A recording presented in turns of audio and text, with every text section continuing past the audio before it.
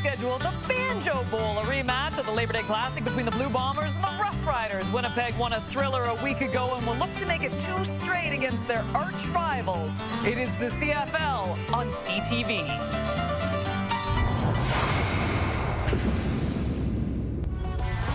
Tell me what you want to hear. Say it loud and say it clear. Tell me what you want to know. I'm not gonna stay when the smoke starts to clear. I'll be the one standing here saying, ooh, la la, ooh, la la, ooh, la la la.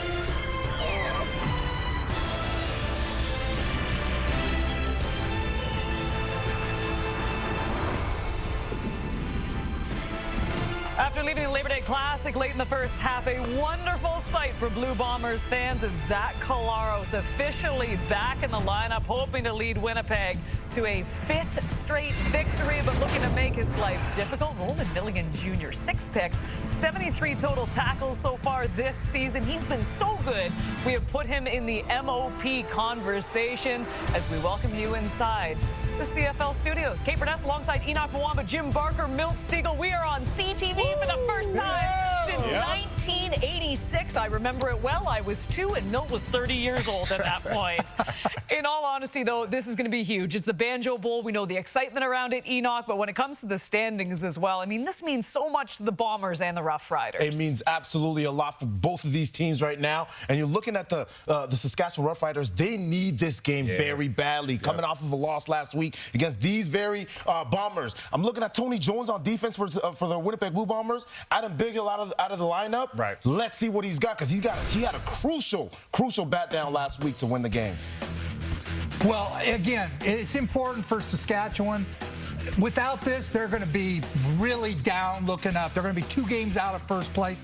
But Winnipeg needs to win the game to keep up with the BC Lions. And again, when you want to have a game that's basically the repeat, the Banjo Bowl from Labor Day, which was a 35-33 great game, 2 teams that hate each other, what better than the Banjo Bowl? The Banjo Bowl, yes, yes. Your favorite game always. It's a pretty nice game. But I think this game is more important for the Saskatchewan Roughriders because they haven't won in so long. But the fact that if they win this game, they leapfrog the Winnipeg Blue Bombers. Yes, their season hadn't gone the way it needs to go or they thought it would go, but they have an opportunity to get back in 2nd place. With the victory in the Banjo Bowl, baby, on CTV. On CTV, as you said, too, Winnipeg has absolutely dominated this game as of late, and we know that the Riders need this one. By the way, this game has been sold out since 2005, nearly 20 years. We will get you to Princess Auto Stadium for kickoff right after this. CTV. CTV.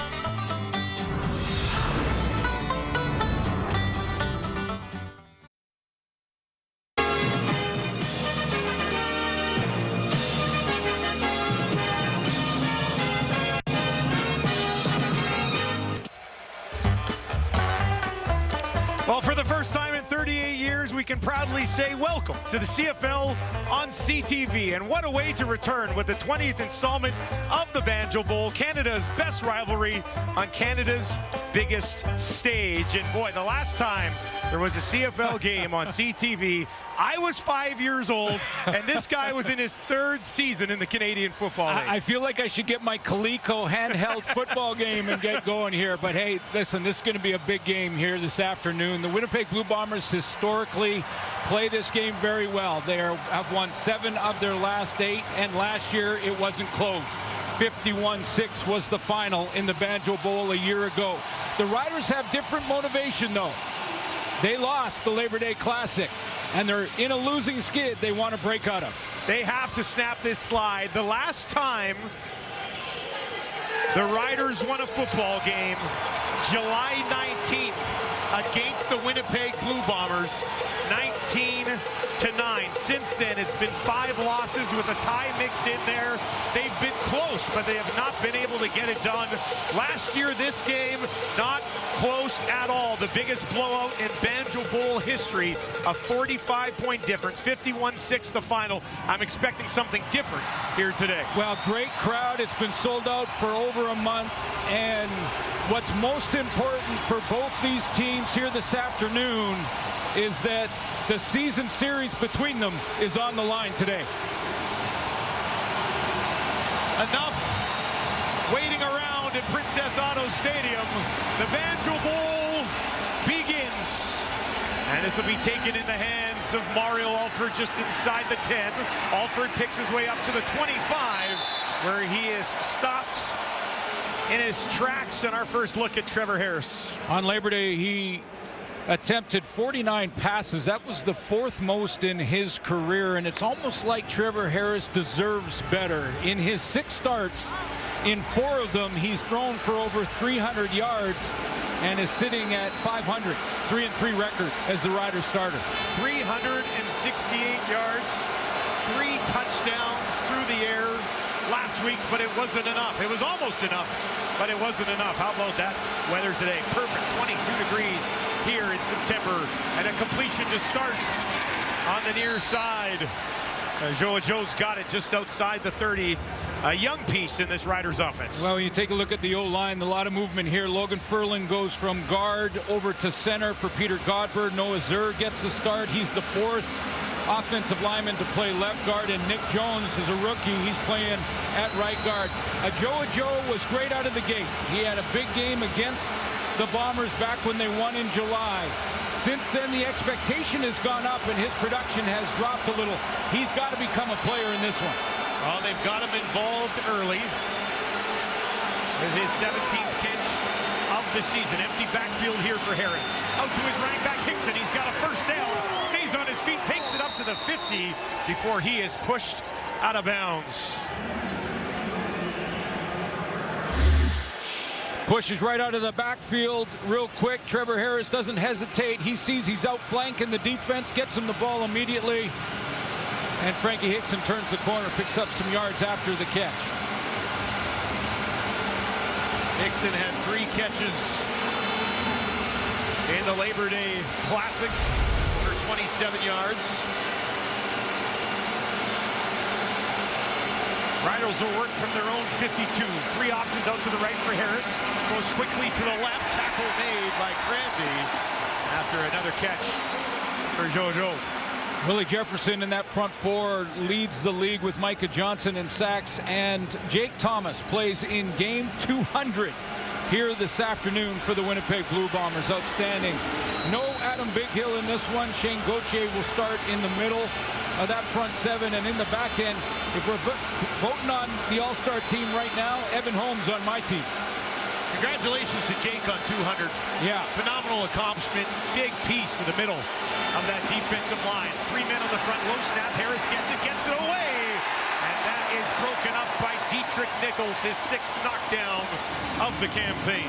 Well, this is the question with Peter Godber, the starting center, out of the lineup. Logan Furlan moves in. He's been playing guard all season, so that's what they're wondering about as far as the consistency, the timing of getting that snap back to Trevor Harris. As soon as it's low like that, quarterback has to take his eyes off the coverage, and the timing is off. Nice read by Nichols. And that is blocked by Willie Jefferson. Sitting there and scooped up at midfield. A little bit of room to run on the far side. And that'll bring the crowd at Princess Auto Stadium to their feet. Ken Wallander found the block from Willie. And the Bombers are in business early. Jefferson does it again for Winnipeg.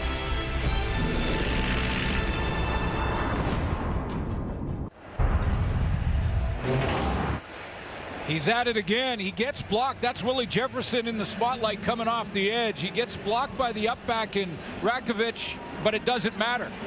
That long reach, kicking into that long reach. Souvenir for the family on another block by Willie Jefferson. Excellent field position for the Bombers. They begin this drive on the Rider 43. Collaros in trouble, taken down. Brian Cox gets there to finish something that Malik Carney started. Well, after the block kick, it's almost like a sudden change turnover situation, and when you get a guy, defense got to step up and make the difference. Get Zach Collaros in second and long on this first series. Collaros likely trying to look for the deep shot there after the block kick by Jefferson. Loss of 4 yards, 2nd and 14. 3 options to the left, 2 to the right. Collaros from the pocket goes to Brady Oliveira. His running back broke 1 tackle, but could not get around the combination of Sales and Thurman, and that'll be Sergio Castillo time to start this game. He's hit some deep ones. Yeah, a few. Yeah. He's having an excellent year from deep. They're running him out from way beyond the 46. Now this one will be. Mario Alford will lurk in the end zone.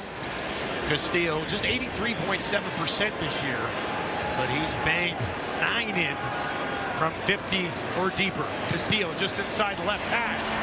That splits the uprights, and the Bombers are on the board, leading 3-0.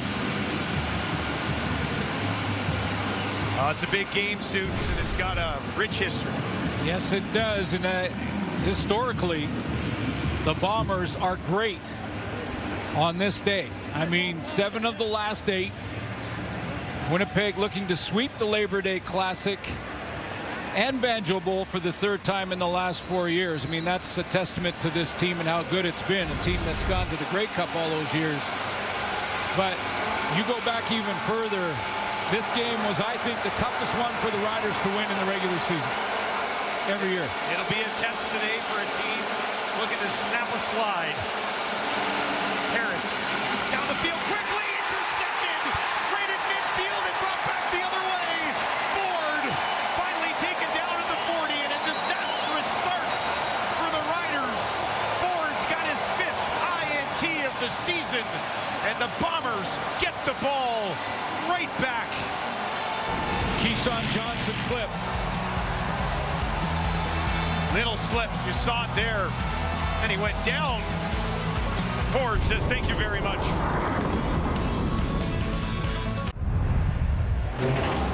Well, the execution on this play looks excellent. It's just a play action throw and an inside slant to Keyshawn Johnson, and he slips. I mean, here he is right here going down. Terrell Ford right behind him. As soon as he goes down and can't affect that throw, Ford takes his 5th back, putting that Saskatchewan defense in a bind. Collaros right back to work. On the ground with Brady. Powers it ahead. And he looking to rumble early. Got 9. Collaros versus Saskatchewan, 12-5 in his career. This year, 5-6 on the season, but as we've mentioned and fans know now, the Bombers are on a 4-game winning streak.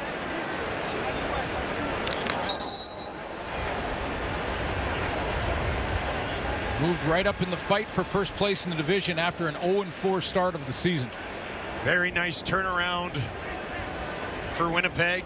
Solid turnaround in Edmonton as well. And that'll wrap up a triple header in the Canadian Football League today. Calgary and Edmonton later on this evening. Riders defense called into work here early in this one. Strevler needing just a yard, pushes ahead, he's got it. And that is the first down for the Bombers.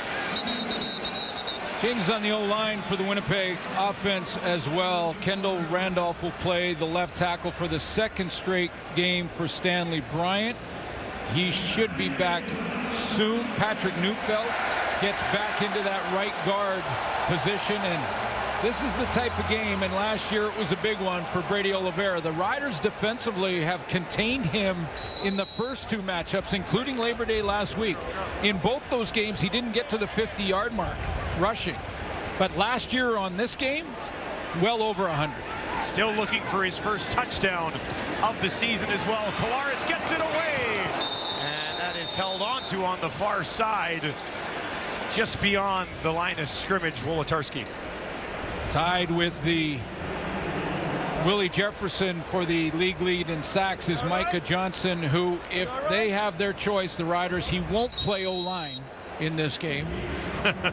Played O-line a little bit in the Labor Day Classic. Jameer Thurman is in charge of leading the group and stopping Brady Oliveira, and we're always going to highlight Roland Milliken because he's having that kind of season, but I also wanted to highlight Marcus Sayles. Has a couple interceptions in the last 2 games. Made a nice play and a nice tackle on that last play. Blaine Carney having his foot looked at here, having a nice season, 4 sacks, 27 tackles. We'll step away from Princess Auto Stadium here in the first quarter.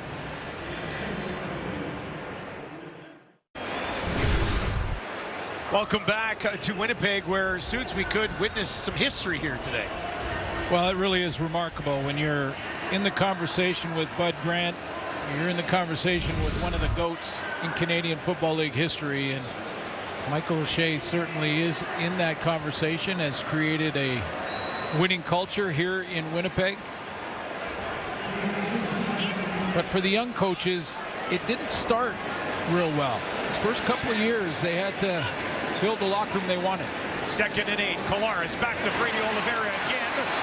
Gets to the outside, he's got a first down, takes it inside the 15.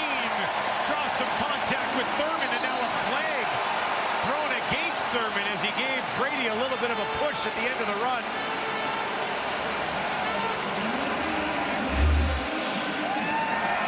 Just a check down to Brady Oliveira. Actually, it was, I think, a designed play to get it to him when the Riders are dropping off in their zone. After the play, we have a misconduct foul. Saskatchewan, number 6, will go up half the distance. It's going to be first down for Winnipeg. Yeah, a little frustration already early in this one for Jameer Thurman. That extra push got him another 15. It's down on the doorstep. But that looked like a design play to get it to Brady Oliveira quickly so he could turn and make some moves. And some of those defenders had backed off, right? A little bit of a pocket there, big pocket, for Brady Oliveira to settle into. And they will work from the 5-yard line. As we mentioned earlier, Brady Oliveira does not have a touchdown yet this season. Collaros gives it to him here. Oliveira trying to push ahead, but the Riders' defense stops him for now. One of the reasons for that is that if they get around the 1 or 2 yard line, Chris Streveler comes in the game. And Chris Streveler is coming back in the game now because that's exactly where they are. And they like to go quarterback sneak in this situation. That takes the ball out of Brady Oliveira's hands down inside the 10. As a blocked punt earlier gave Winnipeg good field position, had to settle for a field goal. An interception has led to this. Streveler trying to push it ahead, and he's in. Touchdown, Winnipeg. And they go on top by 9 early. Streveler with his 10th rushing touchdown of the season.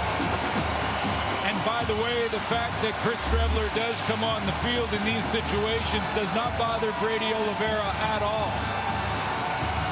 You'll see after this celebration, the first guy to go and celebrate is Brady Oliveira. Nice job, Strev. Finish the drive with the major.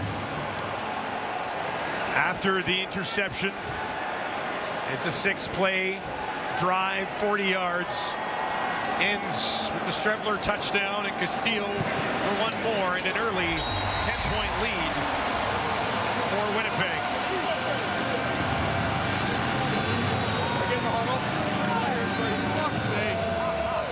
What a push off that left side. Liam Dobson. Look at how they reestablish that line of scrimmage about 3 yards deep in the end zone. Great push off the left side. Right behind Dobson and Randolph. Streveler, double-digit rushing touchdowns already on the season. His return here to Winnipeg. The Riders now have to have something positive. Well, they got to put together a drive. Yeah, a couple first downs and even field position would be a win at this point.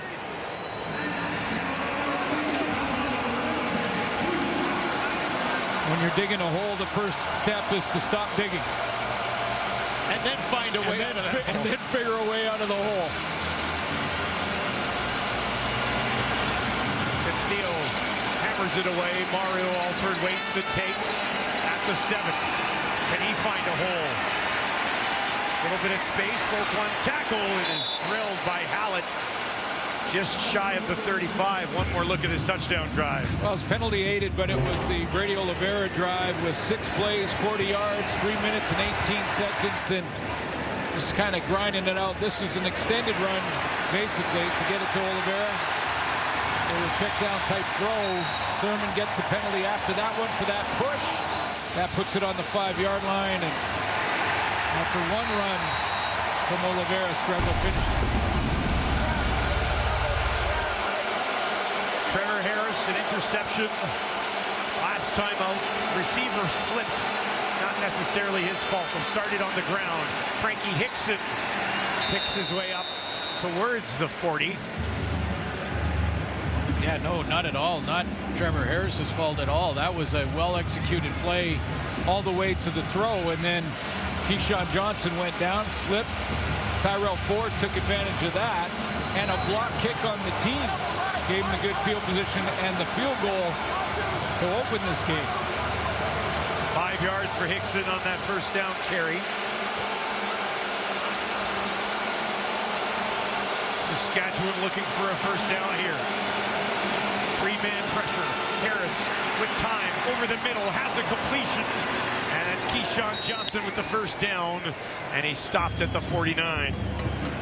Yeah, it may not seem like a real big thing, but it is for Keyshawn Johnson after slipping and having that one interception turn into 7 points. First thing you want to do as a teammate, come back on, make something happen, get a first down, get that touch, get that catch, get the confidence back. He's played well over the last few weeks. 84 yards and 8 catches and a touchdown in the Labor Day game for Keyshawn Johnson. Harris goes to that side again, and this one is dropped. Almost looked like a little slip again from Johnson. Yeah, but I think Willie Jefferson might have got his hand on it at the line of scrimmage, and if he did, that's why Johnson had to react. It looked like he slipped, but I think he was just reacting to the tip. Let's take a look down the line, and there's the tip from number 5. He's at it again. Already a big impact in this one from Jefferson. 2nd and 10. 4 options out to the left for Harris. Looks that way. Deep down the field. Has a man just inside the 20. Down to the 10 as he drops it in there for Emelis. And the Riders finally have some momentum. Tons of targets for Emelis. But what was missing and what has been through this skid is this big play. They haven't been able to connect for a lot of different reasons. Not necessarily Emelis' fault, but the Riders haven't made the big play to 19 down the field. They got it here this afternoon. Huge play to crawl back in this game. 52-yard strike to Emelis. Riders in the red zone. First and goal from the Winnipeg 9. They'll give it to Hickson. He's got nowhere to go. Back to the 9. And no further. Best players play their best in the big games. And this is a big game as far as the regular season is concerned. Watch number 5 get after it. Inside, beats the block, gets to Hickson, shuts that run play down.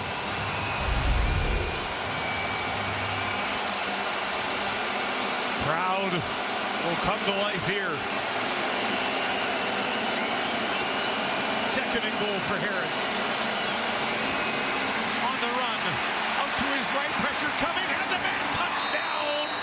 Riders, Keyshawn Johnson, and Saskatchewan responds. He's got a touchdown in 4 in a row.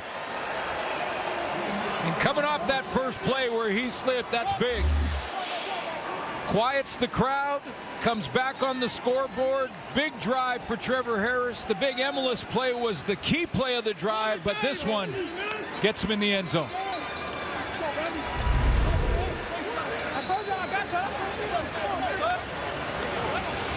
A silencer from Keyshawn Johnson. And a sold-out crowd here at Princess Auto Stadium. A lot of blue, some pretty significant pockets of green as well. Lawther puts that through. And a nice response from Trevor Harris. 6 plays, 76 yards, ends in the hands of Keyshawn Johnson. And the Riders are on the board in the Banjo Bowl.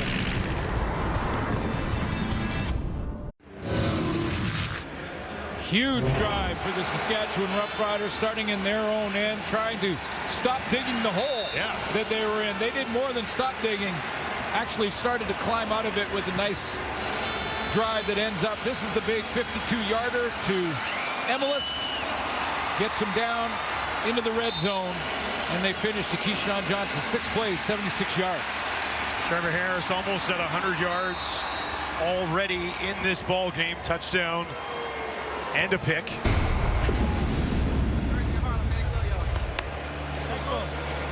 Keyshawn Johnson has been red hot for a pretty good Riders receiving core. Myers not playing today, but Bain, Emelis, Johnson, among others. Lucky Whitehead will wait for the return as Lawther gets set to hammer it away. Can't stress how important that drive was from the Riders. This crowd was going nuts. Great start for the Bombers, and Trevor Harris silences them for now. Lucky Whitehead takes it just inside the 20. Near sideline, braces for contact, taken down, and we're going to send it down to our sidelines with John Luke. Well, thank you, Dustin. And Zach Collaros described the feeling as bizarre and surreal last Sunday in Regina, sitting in the dressing room pregame without Stanley Bryant and Pat Neufeld flanking him. For the first time in Collaros' tenure as a Blue Bomber, he was without both of his veteran all-star linemen. Now, Bryant is expected to return after Winnipeg's upcoming bye week, following 2 games out due to illness. And don't disrespect to Bryant, but Collaros says that Neufeld really is the glue, the most important person in the room because of his veteran leadership and mentoring young linemen around him. So Collaros is much more in his comfort zone this week, guys. Thank you, John. I want to know where you get those sweaters. I want one. 13-year veteran Patrick Neufeld. There's Stanley Bryant. Real happy across this country to see Stanley Bryant recovering. And Patrick Neufeld out of the U of S. Huskies program, 13 seasons in the Canadian Football League. Great to get him back. Well, especially when Miles Brown and Micah Johnson are the guys that the interior of that O-line are in charge of trying to contain. 2nd and 10 here for Collaros. Dumps it over the middle to Brady Oliveira again. Oliveira barrels his way ahead for a first down, and that's going to be there all day. It's going to be a long day for the Riders D. Yeah, it looked like to me Jameer Thurman saw him come out of the backfield, but he didn't really take him man-to-man. So Thurman sees him release. He kind of moves to that direction, but doesn't come up and take him on him in a man's situation. He stays back in his zone drop. So Collaros just says, hey, if you're going to drop off and leave space for 20, I'll give it. Just keep giving him the rock. He's got 3 catches already for 39 yards. So a play that is certainly working. Collaros gets this one away quickly to Dembski. Dembski taken down just shy of midfield. Milligan, among others, in on the tackle of Dembski. Won't be surprised at all to see a lot of this quick game from both teams with the changes in the offensive lines that we've already talked about for both teams. It's a way to give them a break in the passing game so they don't have to get in that pass protection mode and deep drops from the quarterbacks looking for those deep balls, although Trevor Harris is at the 52-yarder already today. Winnipeg needs 6 more yards here. Collaros, he wants more. Deep shot down the field. against Deontay Williams. And the deep shot doesn't pay off for Winnipeg. Well, the ball is thrown right where it has to be thrown. A little inside move. So Zach Collaros sees inside leverage from Kenny Lawler, who makes this play in his sleep. But you're right. Deontay Williams waited for his moment, dove and got his hand on it. Just enough. He moved that ball just enough, didn't he? Great effort defensively. And the Riders about to get the ball back. Jamison Sheen hangs one up there. Alford takes it. And Mario Alford kicks it back out just beyond the 25. You've got one more coming your way after this one. Reggie Begelton and the Calgary Stampeders looking to stop a slide of their own against Gino Lewis and an Edmonton team that has certainly turned things around, having won 4 of their last 5. Labor Day rematch in Edmonton.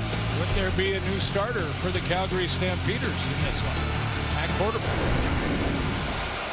A long time since we saw somebody not named Jake Mayer in there for Calgary. We'll let you tune in to No spoilers. get the answer. No spoilers.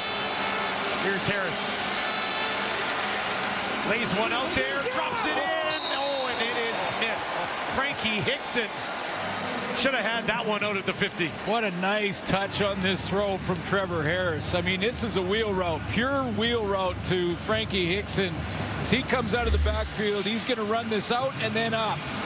Basically the out and up, and Trevor Harris just threads this in there, just puts nice touch on it, drops it right where he has to on the turn, and Hickson can't come up with a kick.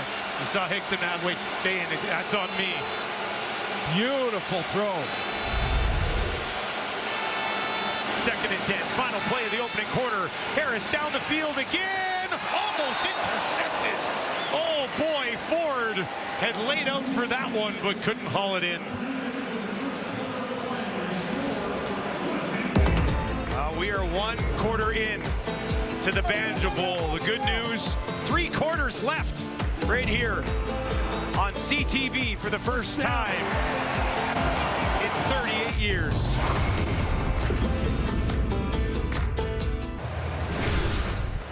Welcome back. We've got a good one brewing here in Winnipeg. The Bombers lead 10-7. Looked like it might be a little bit of a runaway there for the first 5 or 6 minutes of this football game, though. Yeah, nice special teams play by the Bombers on the block by Willie Jefferson. Interception by Tyrell Ford, his 5th on the season. But you look at the passing numbers for the Riders. That big drive, it's 76-yard drive for Trevor Harris. Big play, 52 yards to Emilus. That was a big one. Important to keep them close in this game. Quieted the crowd a little bit and, get them back in the fight.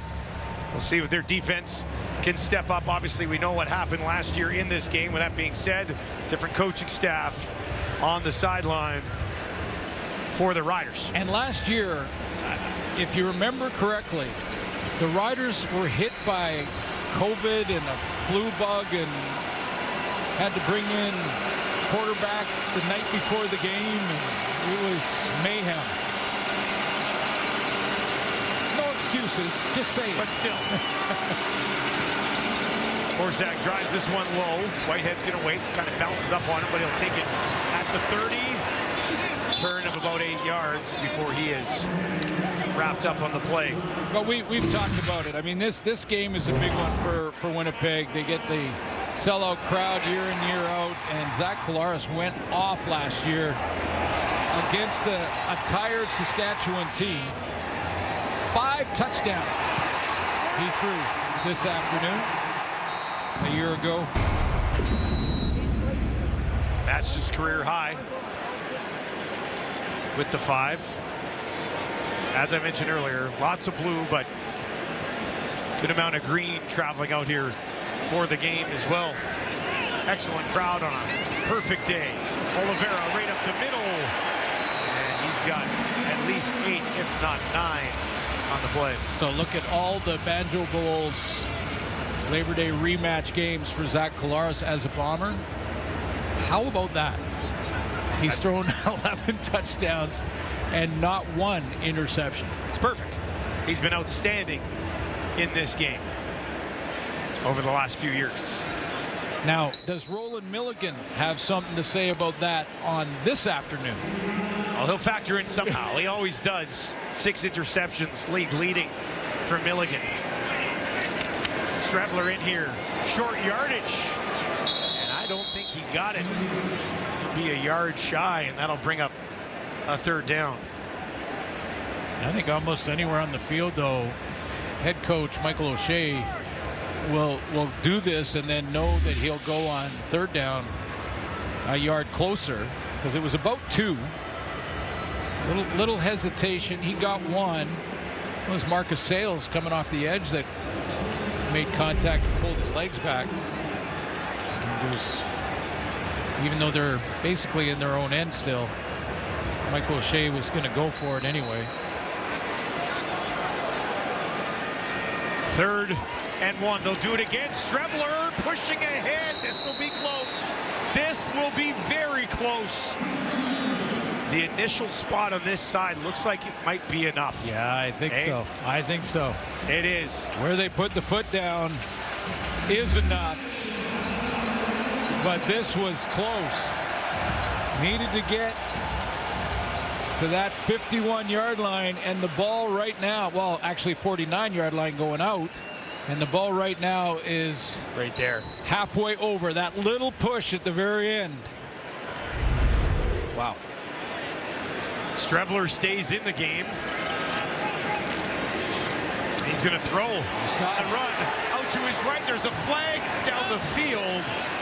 Multiple flags. Another flag later falls in the secondary. And we'll have a couple of things to sort out here.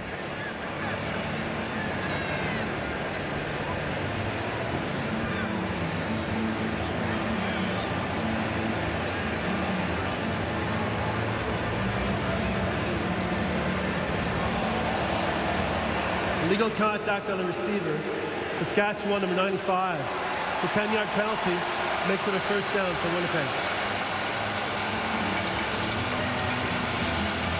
Well, Nato, one of the threats here has been Brady Oliveira. Follow Brady Oliveira coming out of the backfield, and you'll see where this penalty was created. A redirect there, and then the horse collar clothesline on Oliveira. That's illegal contact on a receiver trying to get out to the flat. Probably not going to argue that one much, nope. are you? Nope. Fresh set of downs for Collaros. He'll give it to Oliveira. And he's wrapped up and taken down almost immediately. Sanders, first man on him, and kind of tied up his foot. So what the Riders can do defensively against what the Bomber offense is doing with Brady Oliveira and that underneath stuff is they can lock up man-to-man. So Corey Mace could take Jameer Thurman and say, if Oliveira comes out of the backfield any direction, you take him. What that also does, though, is it voids the middle of that zone defense. So that's where Zach Collaros would want to hit those crossing routes in behind it. 3 options, wide side right for Collaros. Dumps it off to Brady Oliveira again. Oliveira makes one man miss. He's got another 1st down. What an effort after the catch from Brady Oliveira, who's just feasting through the air here. Yeah, and this time they're taking their linebackers and they're putting them up in the line of scrimmage. So Jameer Thurman was basically rushing the passer there. That's why he's not anywhere in the middle of the field there to try to come up and make the tackle on Oliveira. 4 catches, 51 yards already in this game. Dembski and Lawler have combined for 6. It's been all Brady Oliveira here. Collaros this time over the middle. There's Dembski. He's got it down inside the 20, and Winnipeg enters the red zone once again. So now Jameer Thurman here, he's going to drop here and then just keep dropping. But he doesn't. He's got his eyes on Brady Oliveira. So he doesn't want Brady Oliveira to escape. So he's got his eyes on him. So what does Zach do? He throws it right in behind Jameer Thurman. Got kind of him guessing, should I stay up and be closer to Oliveira on those little dump passes, or should I drop back and get deep so that Dembski can't make that crossing route? Man-to-man's the answer. Usually down here, that's what happens. They'll give it to Oliveira again. And Maybe a short gain on the play. Out around Johnson, but not much further. How about Micah Johnson there, Dustin? He's fighting the double team. Cuts through the line. Grabs Oliveira's shirt from behind.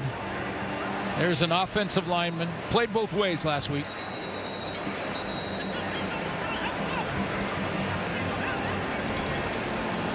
Neufeld, who just returned to the lineup, remains down on the field here for the Bombers. This would not be good news.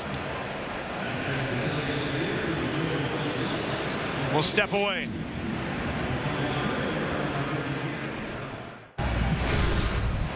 Well, welcome back to Winnipeg, and welcome back to CFL on CTV coverage. It's been 38 years, Suits. That's a long time. Yeah, I look back and some of those names there, John Wells, Leif Pettersson, both guys that I worked with when I started in the industry, and don't want to remember the 86 Saskatchewan Roughriders season. I think we won maybe a handful of games that year. Not this one, by the way. Wasn't called the Banjo Bowl back then. Here's Collaros. He's looking to the end zone. Too much. Trying to find Ontario Wilson. But Wilson never had a shot at it. And now Collaros exchanges some words with Miles Brown. Well, that was what happened. Miles Brown a little lighter in the pocketbook because of the Labor Day Classic hit that put Zach Collaros in his street clothes.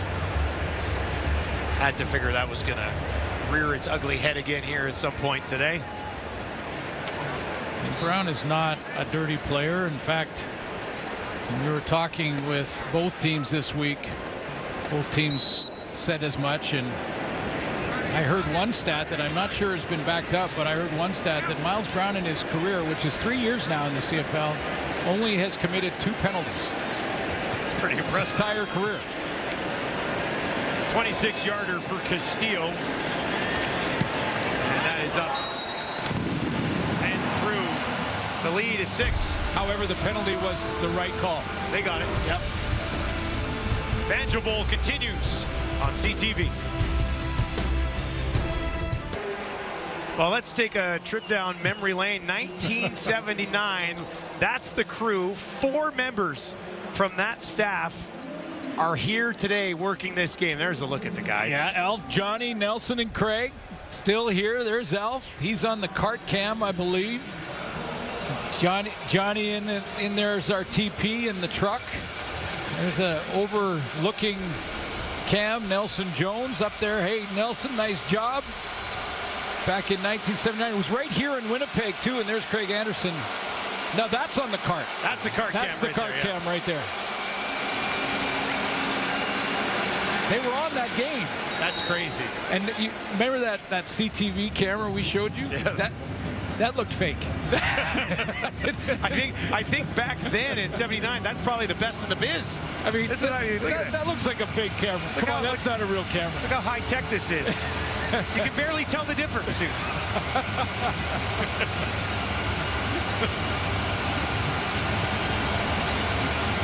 Great teammates, best in the business, doing their job. 2nd and 5 here for Harris. We'll clear out the backfield. 4-man pressure. Harris gets it away over the middle. Schaefer Baker's got it, turns it back to the far side. And he picks up some good yards after the catch. Nice decision to not just sort of push it ahead. He turned and found some room. Yeah, you often see that, don't you? He's a guy who is in year 4 now in Schaefer Baker that has the wherewithal to know exactly where the defenders are coming from. Makes a nice turn there and picks up some extra yards. But I love the demeanor of a veteran quarterback in Trevor Harris right now. He is caught down 10-0. He calmed everything down, got the big drive. On the ground this time for Hickson, short pickup. You know, and we mentioned off the top, in 4 of his 6 starts, over 300 yards passing.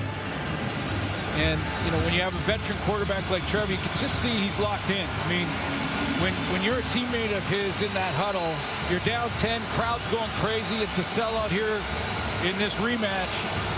Calmly went 76 yards, 52-yarder to Emilus. Nice check down there to Keon Schaefer-Baker. Keep it rolling. Harris again gets it away quickly. That'll be short of the first down as he finds Bain. First catch of the day for Bain. Short but tempting. Short but very tempting, I bet. Looks like it's a yard and a half. It's a yard and a half, maybe two. Well, they're moving that third down marker just over a yard. They're going to roll out a 50-yard attempt here for Brett Lowther, who's 1 of 5 from 50 or beyond this season. Dangerous man lurking beyond the uprights there in Lucky Whitehead.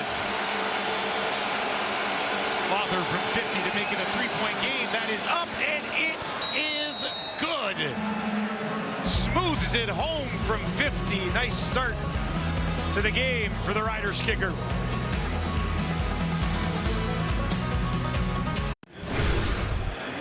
Well, Brian Cox Jr., a Saco already in this game, following in his father's footsteps. For more on the family, let's send it down to John Luke.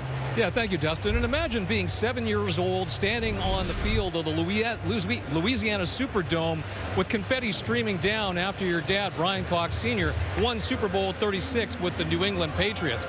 Well, that was Brian Jr. 22 years ago as he witnessed firsthand Tom Brady's stirring fourth-quarter drive to set up Adam Vinatieri's winning walk-off field goal, and that was certainly a catalyst for Brian Jr. to, like you said, follow in his dad's footsteps to pursue a career in pro football, although not as a linebacker, but a defensive end, certainly making an impact in his second year with Saskatchewan. Pretty cool. Yeah. And, you know, I want to send out a good luck to Tom Brady. Tom Brady in that Super Bowl, that was his first, that big drive and winning field goal. And he goes up in the broadcast booth. He'll have to earn his stripes before he gets a big payday. Dallas at Cleveland will be game 1 for him on CTV at 4 o'clock tomorrow. Will be Tom Brady's first game in the booth. Wish him all the best. And I'm interested in the see how it transition. goes. Yeah, absolutely. Second and 9. And early movement here. Micah Johnson's going to point as per usual. Officials will come together for a quick chat. Ben Major calling the shots as our referee here today.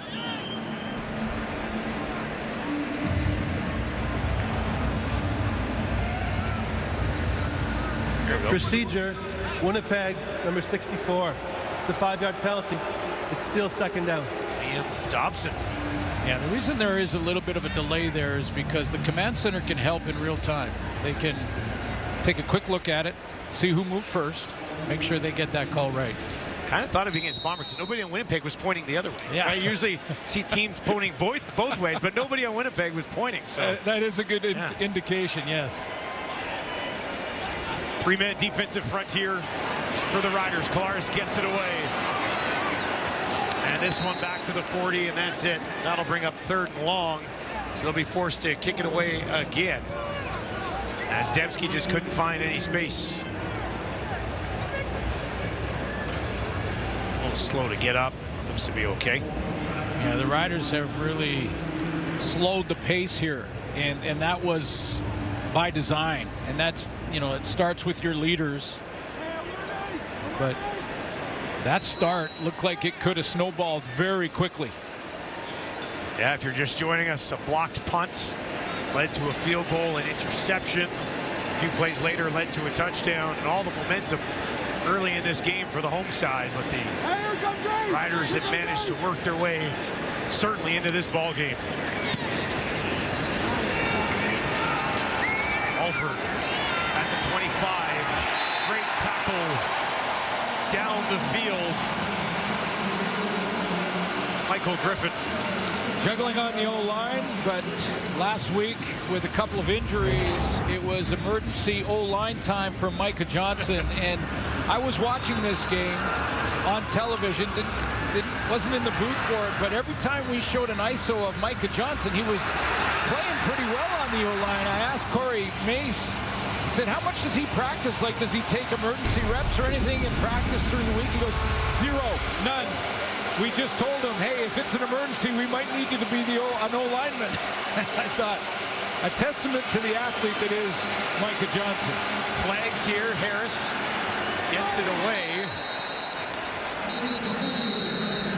Penalty flag on the snap, essentially.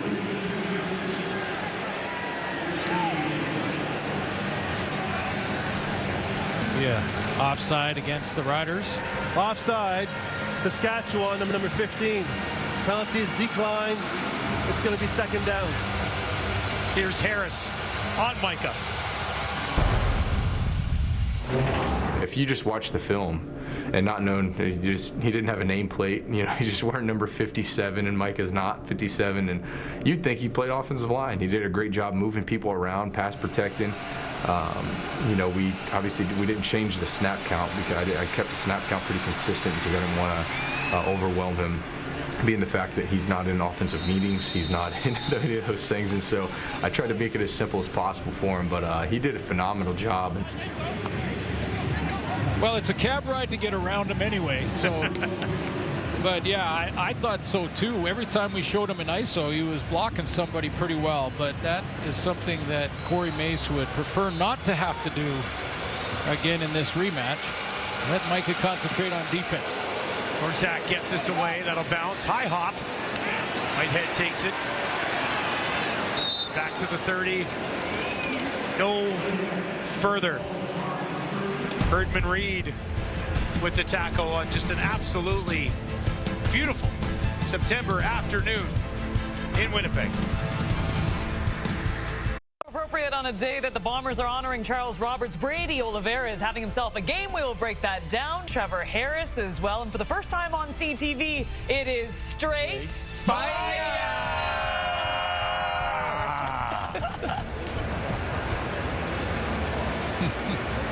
They are really excited about Straight Fire, and you should be too.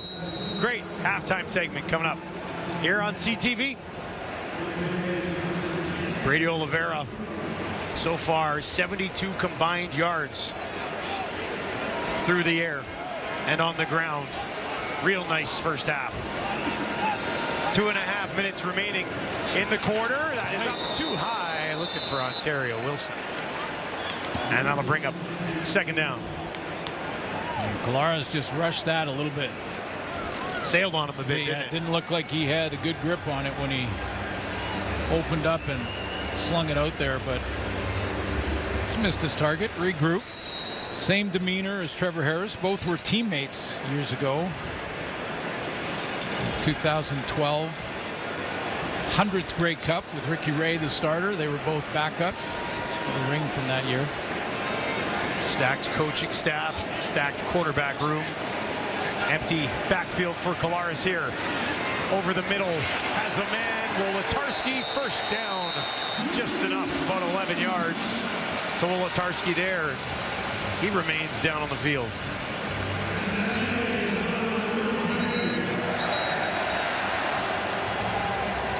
Wolotarski's missed a few games already this season.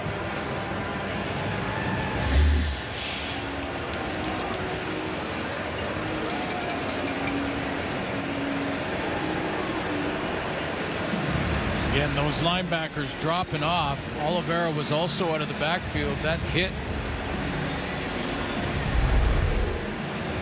Clean tackle. He just maybe knocked the wind out of him. Yeah, maybe it doesn't look that bad because he got up after they came out. They said, no, just get back down for a second. So their athletic therapist will have a little chat with Wolotarski here. Kevin Glorsius will take his spot. Rookie out of Connecticut. Been targeted 24 times in this rookie season and caught 18 of them. Pretty good catch to target ratio. Yeah, 75%. It's actually the best on the team among receivers. Big body. 6'2", 215. I always love when you look at the roster online and you see the weights. Whatever the weight says, you can take for the little guys. Yeah. You can take about 10 pounds off And for the big guys, you can add 10 or 15 because the big guys want to be lighter and the little guys want to be heavier.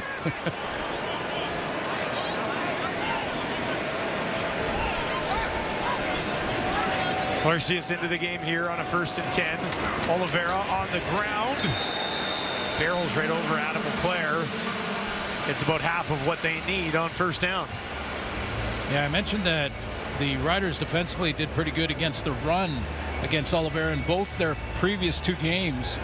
9 carries for 49, 12 for 42 in the Labor Day matchup. But in that first game, he had 9 catches in that game for 80 yards. So they're back to that game plan, Buck Pierce, to get the ball to him through the air.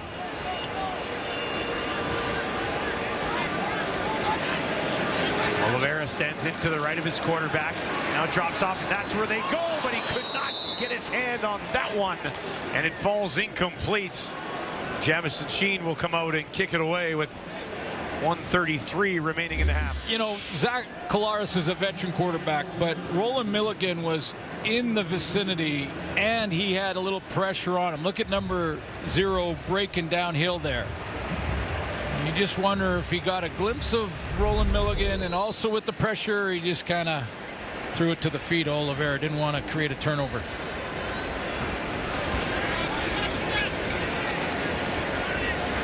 Alford waits on his own 15. Lots of time here for the Riders. That's almost blocked. That was close. Alford takes the low driving kick. Made one man miss, then just plunges down at the 30. Like they almost got to that one. Yeah, it was a clean run. I didn't get all the numbers. Jackson Ford back in the lineup after being injured for a lot of this season so far, but there was a clean run there. Wow. Thomas Bertrand just about got it. There's Jackson Ford too. Did a good job of avoiding the kicker. Harris takes over on his own 30. Team trailing by a field goal. Harris over the middle, lunging out to grab it for a short pickup was Emelis. Working on Dietrich Nichols. Crossing route, so Nichols in the zone look, just drops him off to the linebackers, and three-man pressure was starting to get close, so Trevor Harris dumped it off. Pretty nice catch for just 4 yards. Whereas Emelis had that deep shot, 52, earlier in the game. Harris, this one on one hopper, and it falls incomplete. Was looking in Emelis' direction again, and the Riders will kick it right back to the Bombers with still 54 seconds on the clock. Very similar sort of throw that we just saw Zach Collaros to Brady Oliveira. I just kind of not completely convinced that that was the right place to put it. Just kind of a little bit of a sidearm, defender close by. Protecting the football, both the quarterbacks on those second downs. Orshak gets this one away, no problem. Whitehead bobbles it, but controls. Tried to turn it back to the far side of the field. Slipped though and ended up on his belly. Halftime just around the corner. Here on a busy day around the Canadian Football League. Lots to discuss on CTV. Charles Roberts will be honored on the Ring of Honor here at the half. Perfect day to do it. Really is. All-time leader in Bomber history. Collaros, can he find a way to put more points on the board? Back out to Brady Oliveira again. Oliveira runs out of bounds at the 37. Now, Kate was mentioning for halftime the panel's going to talk about Brady Oliveira and how they're getting him the football, and it looks to me like Corey Mace. I'll be interesting to listen to their opinions on that, because it looks like Corey Mace is content with letting them throw it in these check downs and just playing off and try to rally to make the tackle. Yeah, Zach's had it pretty much whenever he's wanted it so far today. This time, he'll stand by himself. Gets it away. Catch made. But Dembski's wrapped up immediately. Lacombo, C.J. Rivas, both right there. And the Riders will get the ball back one more time.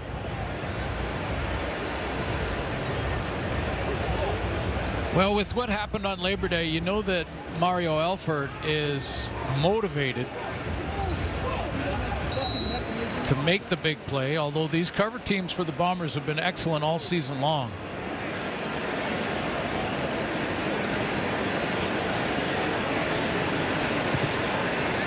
Jamison Sheen will let this clock tick down. If you didn't see it, Alford missed one on a punt, cost him a touchdown.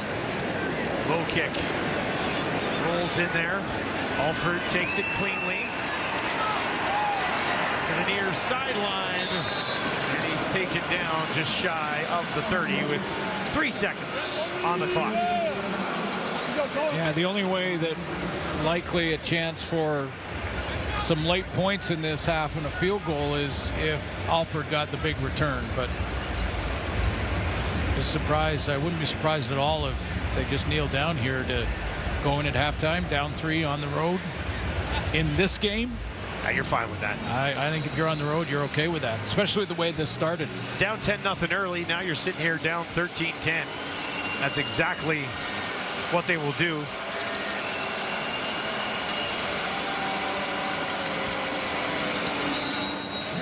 Well, we'll break it down. The panel will break down just how Zach Collaros in this first half has got the ball to Brady Oliveira. Stopping him on the run is always important when you're playing against the Bombers, but they have different ways to get him the ball. And right now, the Saskatchewan defense is dropping off in these second down plays in zone. Thurman's getting big depth, trying to get in behind their or in front of their receivers in that back second layer. That's giving Oliveira a chance underneath. 81 total yards of offense for Brady Oliveira so far in this game. 6 targets, 5 catches, and 6 carries on the ground as they've not hesitated to get Brady involved early. He stands by with John Liu. Brady got 81 total yards from scrimmage today, but after your scoring drive, what are you seeing from the Saskatchewan defense that's limiting your Bombers offense? Yeah, that's a good defense we're playing, a good front. They're obviously well coached. They fly around, make plays, and they play with effort. So yeah, we got to be better. We got to be better. 2-point game last week, 3 points today. For the football fan in you, how much fun is it to see these games in this rivalry this close weekend, back-to-back weekends? Yeah, it's 2 of the best games of the year. Now we're here at home and in front of the best fans in the league. A packed Princess Auto Stadium. The fans are loud, so such a fun game to be part of. Thanks for this, Brady. Appreciate it. Kate, let's send it back to you in the panel.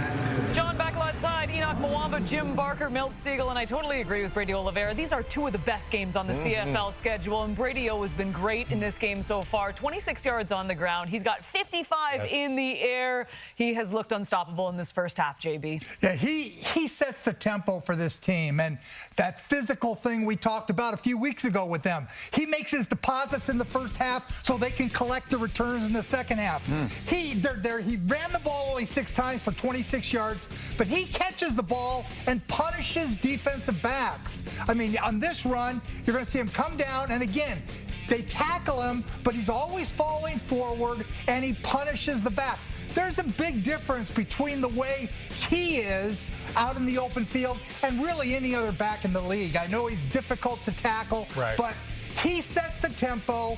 The bullies is who they want to be, especially at home. They want to beat the heck out of the Riders. Right. And that's what they're doing, Milt, or trying to. This offense runs through Brady Oliveira. And in years past, it was through Zach Collaros. I mean, he's a 2-time MOP, but right now, he's the most important person on that offense. If he's not going, this offense is not going. But when he is going, not only running the ball, but also catching the ball, this offense is going. And you saw him when he walked out of their locker room. He had had on Charles Roberts' jersey. Legend. That man set the standards for Winnipeg Blue Bombers running backs. The greatest running back in Blue Bomber history, which Brady Oliveira is one day trying to be. He idolized him. You see the man right there is being honored. He's going into the Ring of Honor for the Winnipeg Blue Bombers. That man right there was actually his fullback at one time, Wade Miller. So great by Brady Oliveira honoring one of the greats, not only in Winnipeg Blue Bomber history, but CFL history. My old teammate, #1, Charles Blink Roberts, because if you blink, you won't see him anymore. So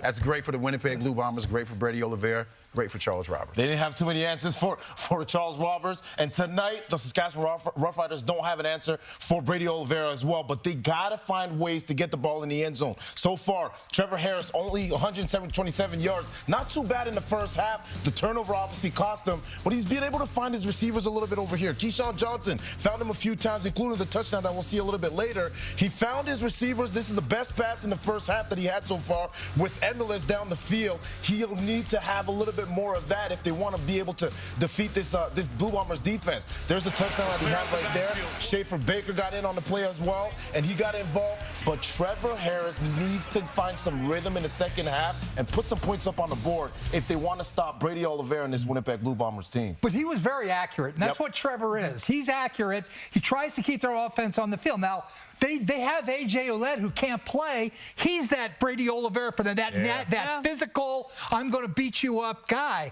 That's what Saskatchewan's missing right now, in my opinion. But the Roughriders right there. They're just down by 3. Right there. They're right By there. the way, is it true I'm being told that they're replacing Milk-Steagall Drive with Charles Roberts Avenue? Oh, boy. You got the same text? I got the same text. Breaking news on the CFL channel. Just for tonight. We'll give Charles an alley. I don't know. Maybe. Bombers up by 3. The 20th installment of the Banjo Bowl, Canada's best rivalry. Down the field quickly, intercepted in a disastrous start for the Riders. Pressure coming, has a man, touchdown. And Saskatchewan responds. Oliveira makes one man miss, he's got another first down. What an effort after the catch. Game 2 of our triple header back on TSN tonight. It is the Battle of Alberta. The Calgary Stampeders taking on the Elks. You can see that 7 Eastern, 4 Pacific. It is time now for one of our favorite segments, Straight Fire. Will you submit your highlights, your football highlights to us, and we get to read them? Enoch Mwamba kicking us off. Yes, let's get right to it. Flag Football Nationals in Brampton. Niagara Nitros, U18 National Champions Noah Walters. To Noah Walters to Travis Bullen. Back to Walters and Dylan DeVries. Little flea flicker action at High Point for the TD. Look at that cat.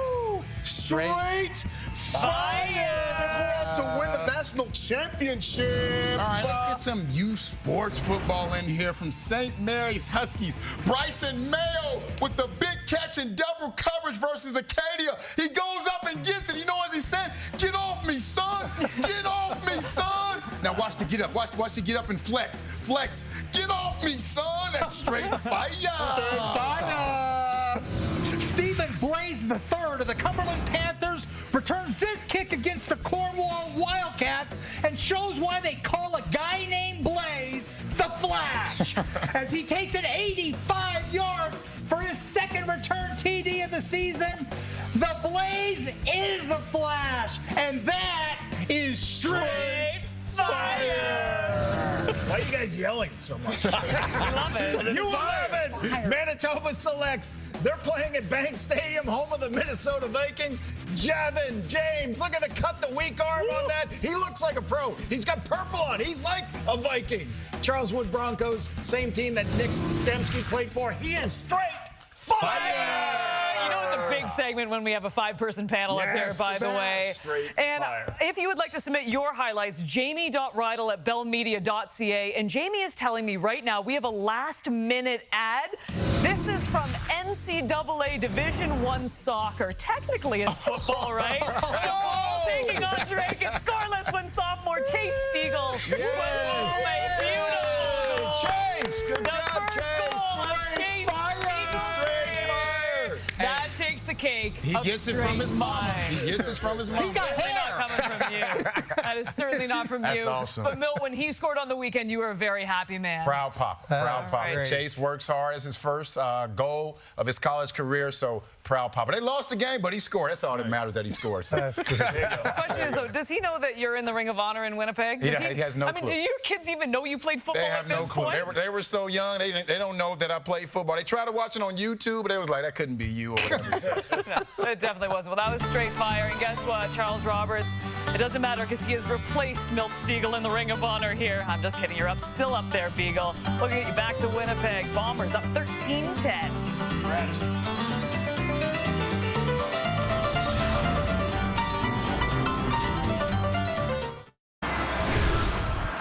Winnipeg leads the Banjo Bowl 13-10 at the half. Things that both these teams can do a little bit better in the second half for the Bombers. Push the ball down the field a little bit from Zach Collaros and maybe get some run game going if you're the Saskatchewan Roughriders. Keyshawn Johnson with a touchdown. He's standing by with John Luke. Keyshawn, 4 straight games with a touchdown for you now. Can you just explain why you've been on such a roll of late? Man, my team, they put me in the situations, coaches, and teammates included. So, we're trying to just go out there. We got to get the win. Touchdowns, I always feel better with that. Another close game. What were your points of emphasis at halftime to ensure that you come away with a victory this time after losing a close one last week? Make our plays. When the ball comes their way, make the play. Defense, be sound, make their plays when the ball comes their way, or, the opponent's doing what they have to do. We got to just make our plays as a team, and, we'll go out there and we should be victorious. Thanks for this, Keyshawn. Appreciate it. It sounds like he's simplifying it, Suits, but that's really what the second half's going to come down to. And, well, probably the final 3 minutes, the way it's been going this year. Probably. Good. I love the final 3 minutes. CFL action so far this season. Bombers, they've been on a roll, no doubt. They've won 4 in a row. They lead here at halftime of the Banjo Bowl. It's a tight one, though, 13-10. And the Riders will get the ball to start the second half. Castillo steps up and nails it away. Alford corrals it at the 5. Near sideline, and he'll take it out. There's a flag on the play as he steps out just beyond the 25. Like an illegal block. They're in their turn, holding Saskatchewan number 25. It's a 10-yard penalty. It's going to be first down. You mentioned the touchdown, consecutive games with a touchdown for Keyshawn Johnson. He has been on a roll against Montreal. How about against the Argos? Good defense there, too. Montreal and Toronto. And Winnipeg on Labor Day. There's the first half here this afternoon. Sean Bain leads them with 5 receiving touchdowns. Keyshawn Johnson right behind him with 4. First and 10 on their own 14 after the penalty. Get it away quickly up towards the 20. Joe has another catch. Yeah, I mentioned game. off the top, Dustin, that Joe, I think, has got to take his game to another level now. I mean, he's been able to settle in. He's got a lot of time. He's got the start here in this game. A chance. Remember, it was the game against Winnipeg back in July where he had the 100-yard game when he came on the field for Keon Schaefer-Baker, who was injured. He was over 100 yards in that game, and he's kind of plateaued since then. That's their last win. Haven't won since then. Harris from the pocket. Down the field, wide open. Schaefer-Baker's got it in midfield. Down to the 40. Trying to pick his way through the defenders. Still going and eventually trapped down. But bounces off a tackle. Down inside the 10. And finally, Dietrich Nichols saves the day. But what a play from Schaefer-Baker. Well, Keon Schaefer-Baker is doing some nice route running. He's gone one-on-one with Brandon Alexander. Watch him, little outside move like he was going to the corner and then went right across the hips of Alexander and into the middle for that post catch and nice run after the fact. Trevor Harris at 215 yards on the day. That one goes for 81. And the Riders look for the lead now. First and goal from the Winnipeg 8s. Harris quickly looks to his left, throws in that direction, touchdown! Drops it into Emelis, and the Riders go on top in the Banjo Bowl. During this 4-game win streak, the strength of the Bombers, you could argue, was their secondary. It has been that. But those are two veterans, one in Brandon Alexander against Keon Schaefer-Baker, and this, Emelis against Nichols. Nice route running. Won the route. Ball's in the end zone. So easy.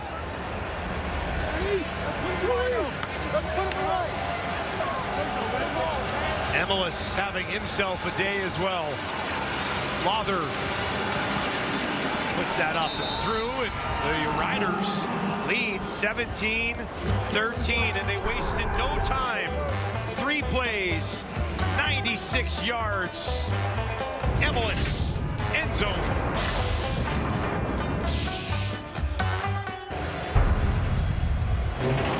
Take a look at Emelis and the great route running from number 19, and he's going to run a speed cut here on Dedrick Nichols. He's got to pick him up even if it's a zone look, but look where Nichols is looking. He's looking back in at Trevor Harris, and he doesn't see the big plant. He bites on that plant with the right leg and has his eyes on Trevor Harris, is way too late to react to that throw, but a great route run by Samuel Emelis. 4th touchdown of the season for Emelis.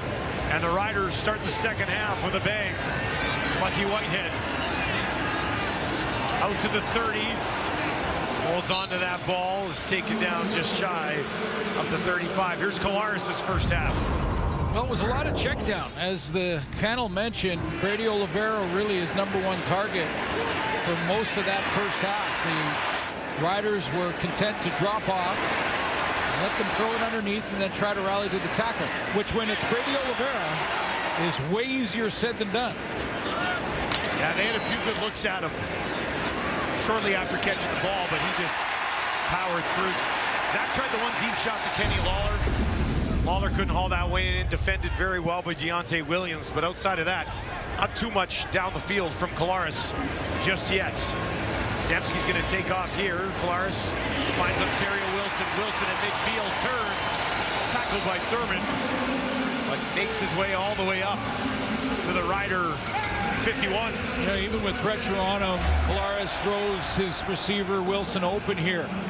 It's a little play action fake, and he's going to throw it, so he has to stop. Watch him put the brakes on to come back and get it, because he saw the pressure coming from inside. That was Jameer Thurman breaking underneath on that. So he threw him open. Backside shoulder. First catch of the game for Wilson goes for 21 yards. Collaros again down the field. Has another first down up to the 35 as he gets it to Kenny Lawler for just the 2nd time today. That was a one-on-one against Roland Milligan, and Milligan slipped as Lawler came out of his break. I think Lawler would have caught it either way. There's Milligan right there. Lawler would have caught it either way because he came back to the ball so nicely, but it turns out to be Milligan that's trying to break on it, and he slips. Near side. Short pickup for Dembski, pushed out of bounds.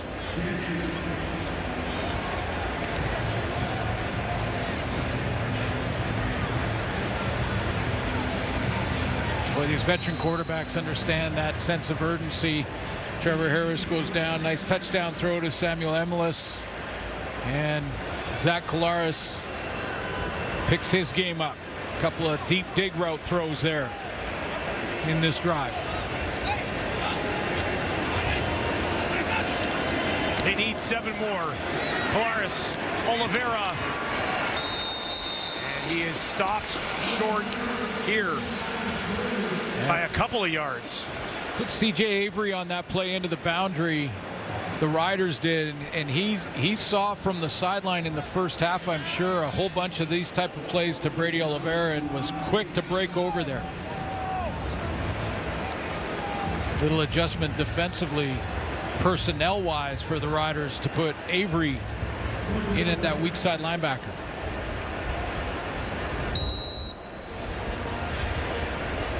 $35-yard attempt for Sergio Castillo. Just inside the right hash to make it a 1-point game here in Winnipeg. And he snuck it in. Special moment here at halftime at Princess Auto Stadium. Charles Roberts on the Ring of Honor. He'll join John Liu when we return.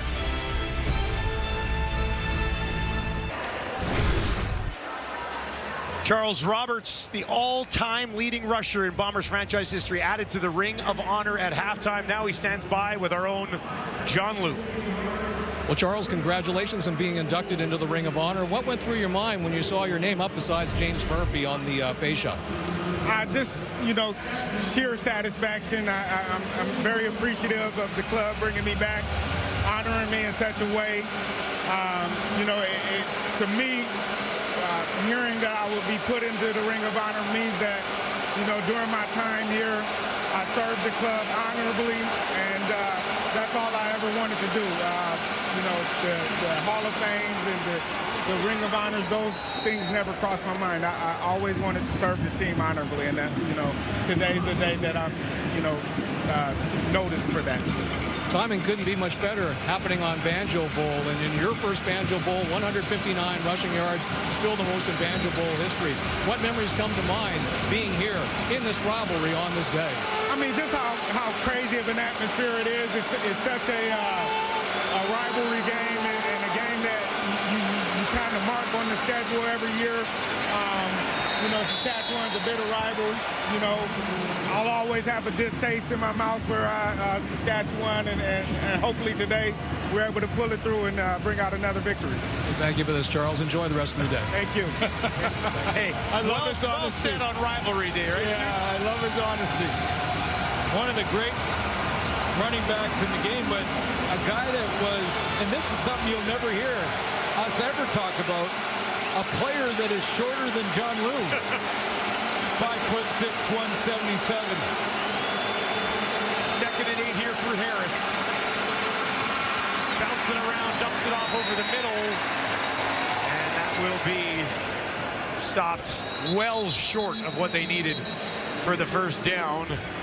And they'll be forced to kick it away. Blink ended up being traded late in his career to the Lions, so ended up with over 10,000 yards. Showed you his numbers as a Bomber, and that's where he played his best football. But I think Milt summed it up real well when he talked about him at the break. He was Blink, because if you blinked, he was gone. See you later. Disappeared into the offensive line and then reappeared in the secondary.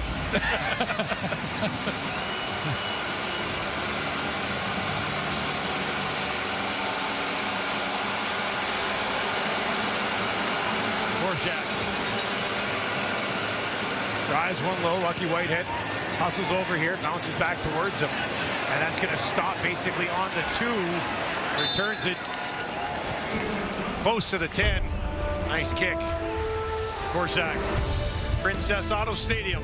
The Banjo Bowl continues on CTV.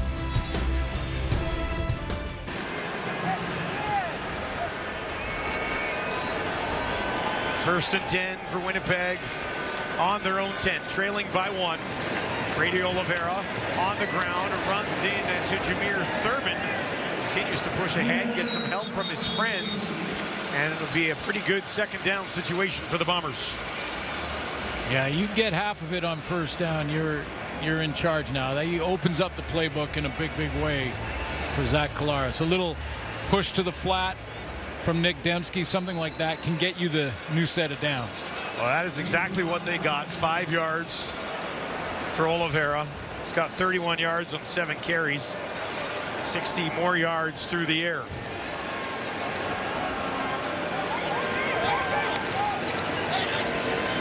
Trips to the right for Collaros, and Kenny Lawler a little bit further.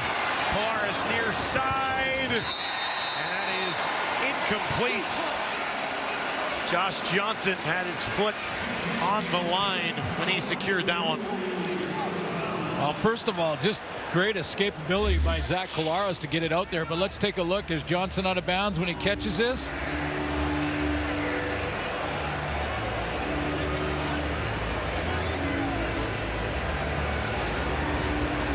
See if that left foot is on the white paint. Yep.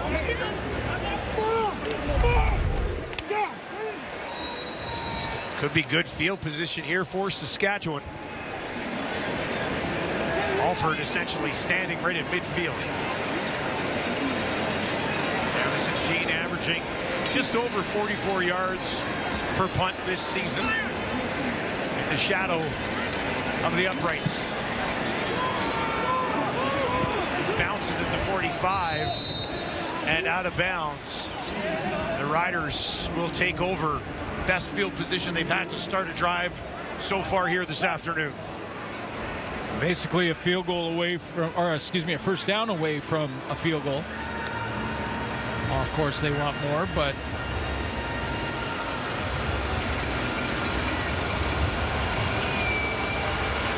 Trevor Harris, 15 of 22, 239 yards, a couple of touchdowns, and an interception early in the game. That wasn't his fault. Yeah, a slip from Keyshawn Johnson. They've settled in nicely. Harris in trouble this time. A lot of trouble, has to throw it away as he's taken down by Jamal Woods. yeah, he almost looked hot when he first took this ball from center in the shotgun, and that hot route was taken away. And then the pocket started to close in on him. Like to get a little bit closer for Lawther here. He would have the wind at his back. Now this would be deep.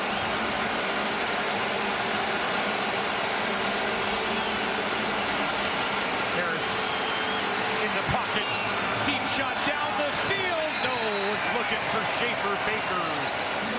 But he couldn't turn around and get underneath that one. Yeah, I think because of the coverage being hard inside like it was, that was Trevor Harris was trying to throw it to that outside shoulder, hoping that his receiver and Schaefer Baker could react to it. It's to the right of your screen, and he's going to throw it to the outside shoulder because he feels that pocket collapsing, and now can he make the adjustment? Put enough air on it so he can react, but Schaefer Baker turns late. And Brett Lowther wanted this kick. He was out onto the field. Then they decided to send the punt team out. He kind of hung his head and went off in a frustrated fashion. And now this kick will roll all the way through the end zone. Good decision by the Bombers. John Liu will have more on Brady Oliveira on a special day for Charles Roberts when we return. Brady Oliveira with a nice tribute for Charles Roberts today. For more on that, let's send it back down to John Liu. Well, thank you, Dustin. And that jersey that Brady Oliveira was wearing during pregame warm-up was a one-off throwback made by the Bombers equipment staff, composed of the same fabric used to make uniforms in Charles Roberts' era. And Oliveira is paying tribute to Roberts because the Winnipeg native grew up idolizing the Bombers' all-time rushing leader. And fun fact, the two of them met when Oliveira was in high school, but Oliveira says that he's hoping to run into Roberts today just because he's now an elite running back just like his idol. And one more tribute point, Roberts has already autographed that sweet retrofit, guys. Nice for the collection for Brady Oliveira. Couldn't be more different as running backs, but slightly different. Brady Oliveira is 50 pounds heavier than Charles Roberts. Different styles, both productive. Winnipeg from their own 40. Polaris hit as he throws, got it away far side, and they'll be a little bit short of a first down as he finds Clercius. One great things about Canadian football, though, is that a guy like Charles Roberts gets a chance to play professionally. Whether it's starting as a great returner, sometimes that's how you get into the starting lineup when you're undersized for the NFL or different leagues. We'll take you. If you can run this big field. A little bit of space up here. There's some space. Come on up. 2nd and 2. Strebler, he's going to throw. Looking for Kenny Lawler. Almost intercepted. There's a flag back by the 35. Strebler's down, and he's holding his knee, and that does not look good.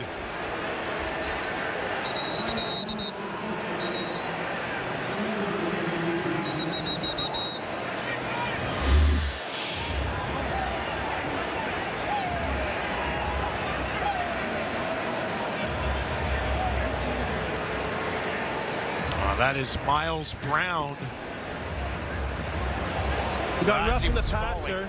Saskatchewan, number 90. It's a 15-yard penalty. Automatic first down for Winnipeg. The crowd here at Princess Auto Stadium, as soon as they announce number 90, round of boos. You know exactly what he's thinking, don't you, Six? Well, Wade Miller was quite vocal after the Labor Day Classic when Collaros was hit too high. Miles Brown got a penalty for that. Collaros didn't return to the game after that hit. Corey Mace is challenging this penalty. Brown is still chirping. I don't know if it's at the Bombers or at the officials.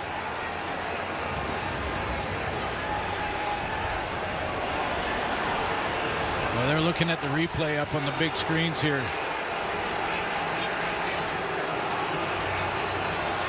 Saskatchewan is challenging that there should have been offensive pass interference on the last play.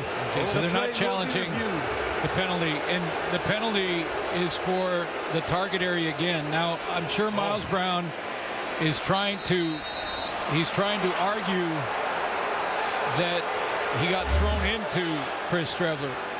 But Strevler was just losing his mind at the Riders. There's been another flag that's been thrown. But here's you just can't hit the quarterback high above the shoulder pads or low in the knee area and the leg area. You just can't do it. So in that situation, both are as penalties. he Yeah, comes around, he should just fall to the side of him, or both are penalties. Last week and this week. And Corey Mace, we had a conversation with him about the hit last week, and that he said, look, Miles Brown is not a dirty player, but we told him that the target was you got to lower your target area. It's got to be between the waist and below the shoulders. And last week it was in the head, and this week it's in the knees.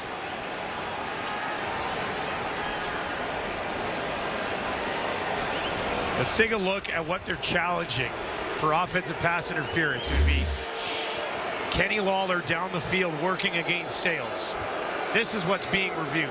Okay, so they're looking at this to see if a little push there. See, Lawler had his left hand on Sales and kind of pulled him down. I think let's take a look at Sales' right hand. He's kind of pushing him in the back, is a little bit there, a little bit of push and pull. I don't see enough for anything there, but Corey Mace wanted to challenge that. It didn't look to me like Corey Mace was saying he was okay with the hit on from Miles Brown. Strevler to the tent. We go to the field for the announcement.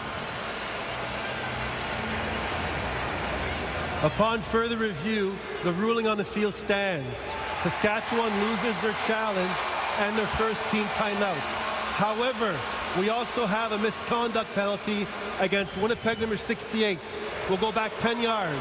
It's going to be first down for Winnipeg. Once it's all sorted out, the ball is placed on the Winnipeg 53.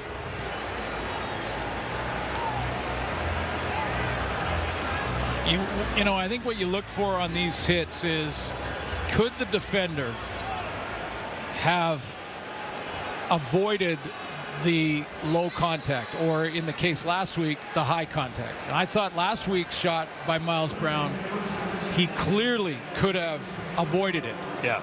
And that's why he was fined, and that's why he got the penalty in game. Question is, could he have avoided the hit low? We'll get another look at it here as Brady Oliveira back to the line of scrimmage. This is the hit on Strevler that we've been talking about. Let's watch Miles Brown here.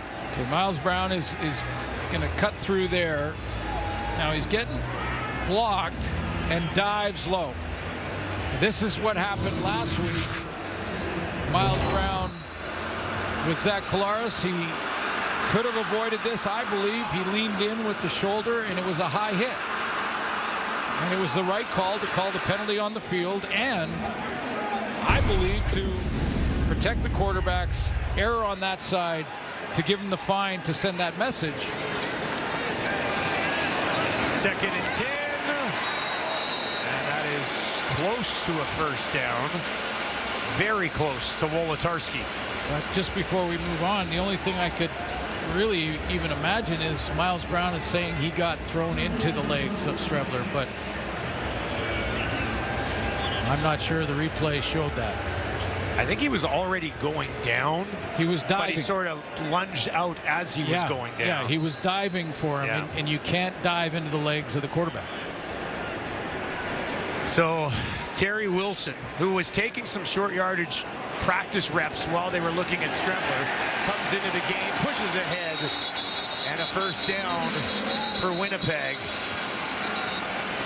And things are starting to get a little heated up at the Banjo Bowl. Yeah, immediately Terry Wilson went and started taking snaps. Strebler's gone into the room. So he'll be the short yardage quarterback.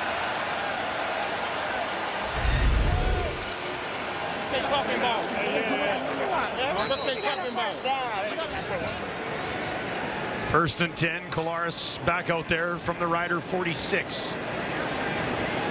Time ticking down, third quarter. Fourth quarter is going to be a good one. Settle in here on a Saturday. Collaros looks down the field, has Lawler, slips but bounces back up and is wrapped up just shy of the red zone.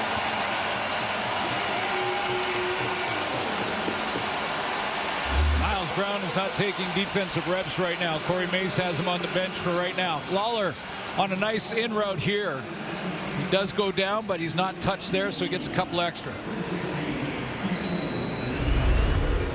Third catch of the ball game for Lawler.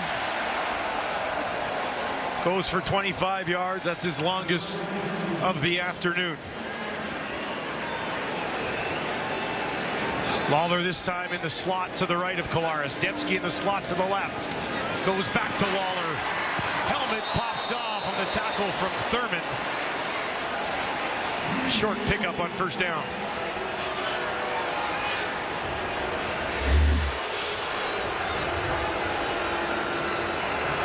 Sent the halfback and Roland Milligan there. I think the helmet came off. Trying to duck that, and when he flipped his head back the way he did, that's when it came off.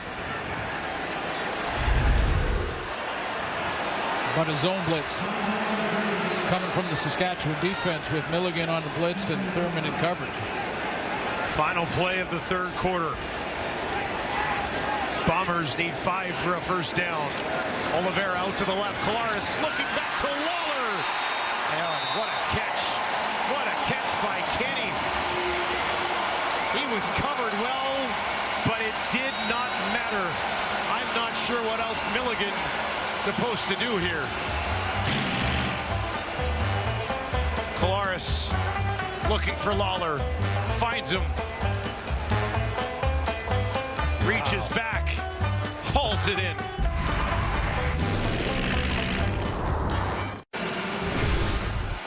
Welcome back. Fourth quarter of the Banjo Bowl coming up. Bombers trailing right now, getting close to scoring here. Riders have a lead in a game that they really need here, Suits. Yeah, they really need it to stop the losing skid, but also this is the game that decides the series between these two teams. They both won one. Back in July 19th was the last time the Riders won a game, and it was against the Bombers. They won on Labor Day, the Winnipeg Blue Bombers. So this is the season series. A huge one here between these two clubs, and it's coming right down to the wire, which is really what we should have expected after what we saw from both of these teams last week in what was an absolute thriller, 35-33. It's a fun one to watch, that's for sure.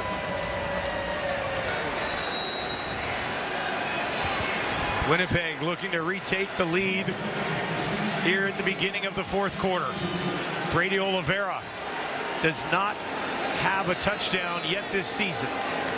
Having a great game so far here this afternoon. Collaros to the end zone, touchdown! Kenny Lawler, and Winnipeg goes back on top.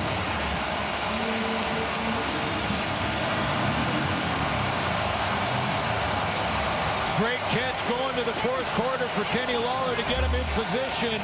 And Kenny Lawler finishes the drive by putting the brakes on. And then Collaros puts the ball right on him.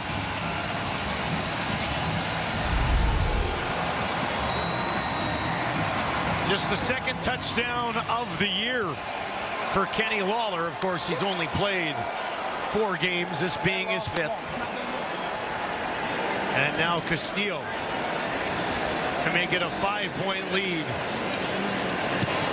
for the Bombers. It's exactly what he does early here in the fourth quarter of the Banjo Bowl.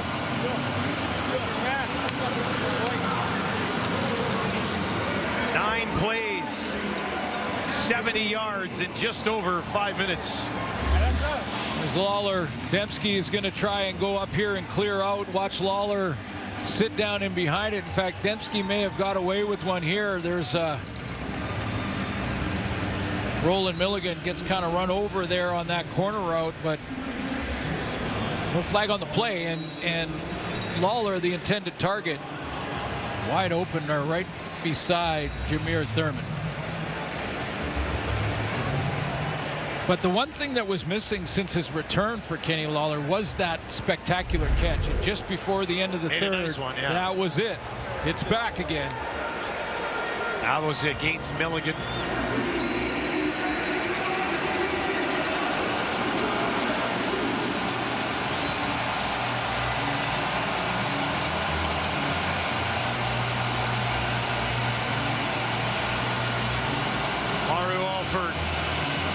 We'll wait for this kick from Castillo.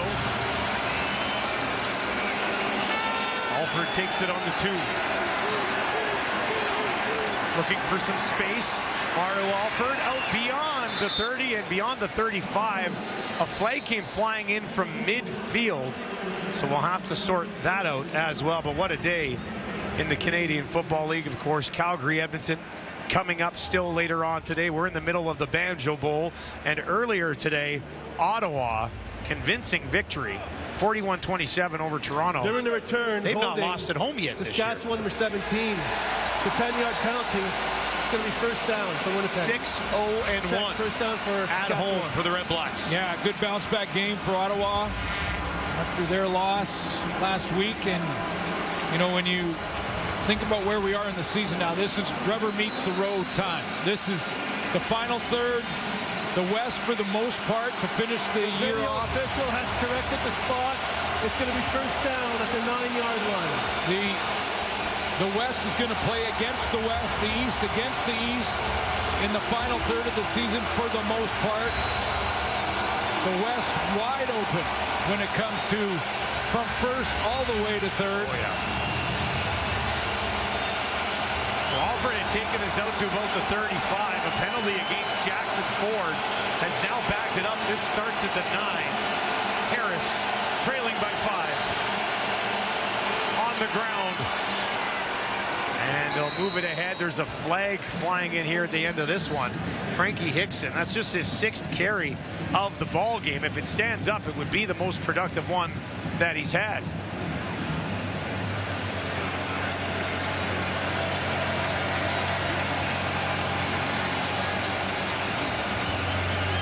I believe it's going to be offside against the Bombers. We have tripping. Winnipeg, number 91. It's a 10-yard penalty. It's going to be first down for Saskatchewan. So it is against the Bombers, but it's a tripping call against Jamal Woods.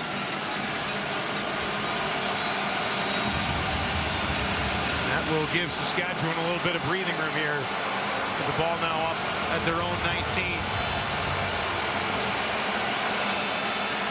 If you wanted to come to Princess Auto Stadium for some peace and quiet this afternoon, you came to the wrong place. This crowd is going to have it in high gear the rest of the way. Nice carry and a first down from Hickson. That's his best of the ball game.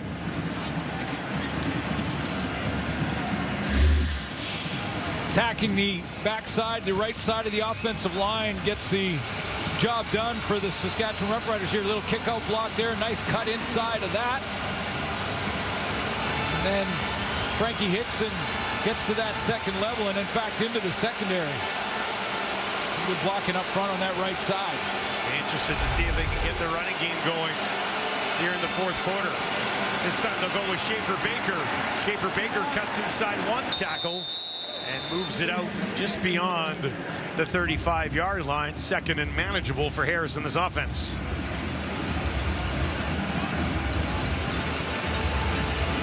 Lots of changes up front. I believe the key block on that last run was Nick Jones getting the start at guard. Trying to take a little pressure off a makeshift offensive line by running the ball a little bit. Riders offense just over 80 yards per game on the ground. That's second last in the Canadian Football League. Harris throwing here a quick one. And Schaefer Baker stays on his feet, and that lunge ahead has got them a first down. Well, that was great second effort there, because had Schaefer Baker gone down on that first contact, he was short by a good yard and a half, and at this part of the field, hard to think that Corey Mace might try to gamble on third and a yard there. I think he might have punted it away. So that second effort right there and the hand down got him the first. Just snuck away from Michael Griffin. Press set from the 43. Little toss out here to Hickson.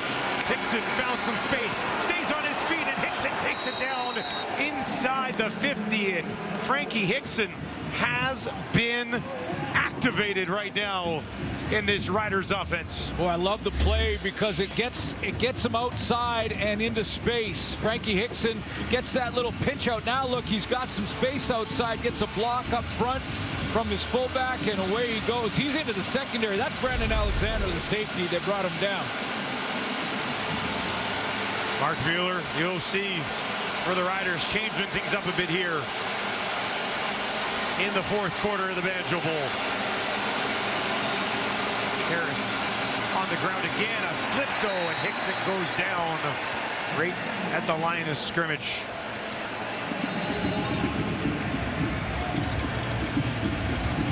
This was a drive that started at the Rider 9, so they've already flipped the field, worst case scenario. Best rushing game of the season for Saskatchewan was their win against the Bombers back in July. Mark Mueller trying to tap into that. Got to throw here, though. Harris looking for 10. Down the field, he's got 10 and a little bit more. Drops it in there to Bain and takes it down inside the 35. Well, I would suggest that there was the wrong route run. Maybe not by Bain, maybe by Schaefer Baker. Didn't matter because Trevor Harris threads the needle. There's five defenders for the Bombers right around that throw, but two receivers that close doesn't happen very often. 16 yards for Bain on his second catch of the ball game. Down to the Winnipeg 34. Joe will slide around to the right, come in to block. Harris with time, down the field, broken up. Ford defending against Emilus, and it flies over both of their heads. Tyrell Ford's having an all-star season. He's got 5 interceptions. That's one behind the league lead with Roland Milligan. Intended target is all by himself, and Emilus there, he tries to get him on an outside move, but a quick speed turn. A blind turn by Ford gets him right back where he wants to be, and he's over the top to knock that away. They are within field goal range for Lawther. Lots of time left in this game. They trail by 5. Hickson will clear out. Harris, he's in trouble. Gets it away. Finds Bain. Bain trying to turn it up the field. Nice tackle made on the play there by Bridges. Sending the field goal team out. That was a great inside move on that play by Willie Jefferson, and Trevor Reed may have got away with one there, but deep in field goal range for Lowther. Just would have any penalty there if they took it, which they would have probably declined anyway to put him in third down. But a penalty would have kept him in field goal range anyway. Lowther out. to make it a 2-point game. A 35-yard attempt from just inside the left hash. Korshak to hold. That kick is up, and it is good. 23-21. The Riders trailing the Bombers in the 20th Banjo Bowl.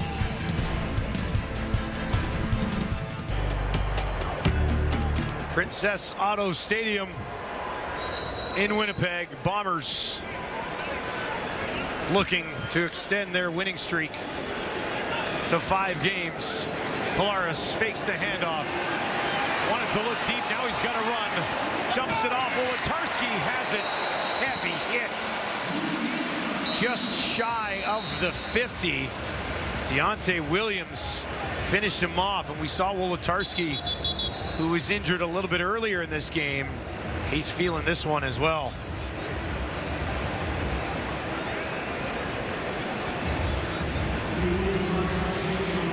Yards short of the first down.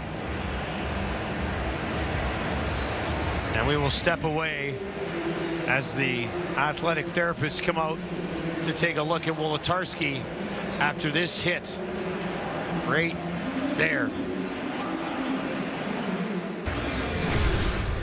Well, hopefully you're enjoying this Labor Day rematch here on CTV, and if you are, good news. We're coming at you again. Hall of Fame game next week. Ottawa versus Hamilton, and then every single Saturday the rest of the way, taking you all the way up to the East Semi, East Final in the Grey Cup. Always love the Hall of Fame game. That's always a must-see. And then, of course, with Ottawa.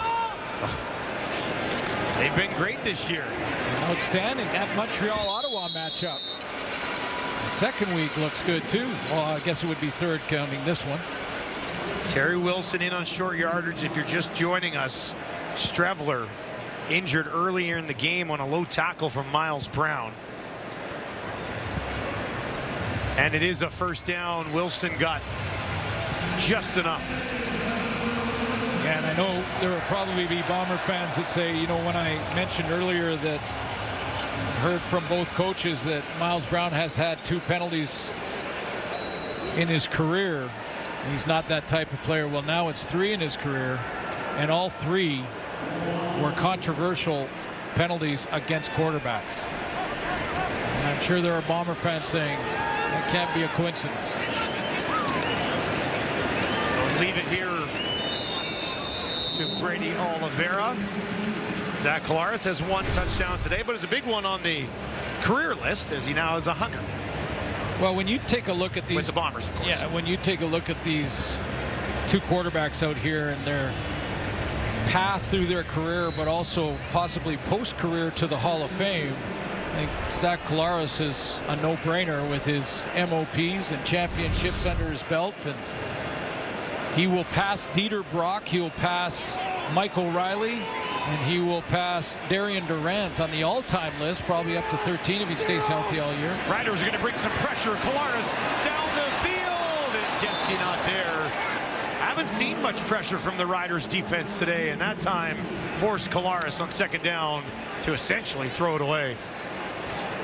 C.J. Avery, he's the free guy off the edge right here, but the Corey Mays decided to send the house. And Dembski tried to make an inside move on Nelson Lacombo, the safety, but then was a little late getting out of that break to get upfield.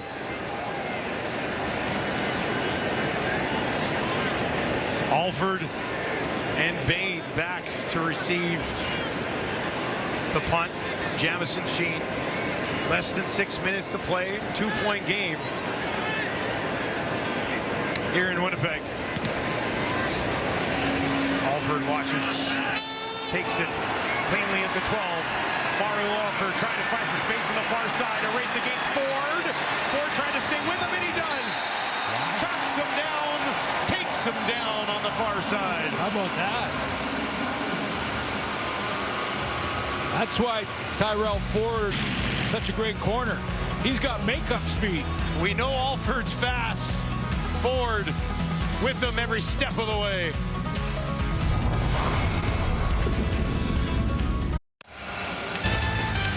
Well, the first Monday Night Football of the season is a good one. New York Jets with Aaron Rodgers assuming he survives the first game of the year this year, taking on the NFC champions San Francisco 49ers. Catch all the action Monday, 8:15 Eastern, 5:15 Pacific on TSN.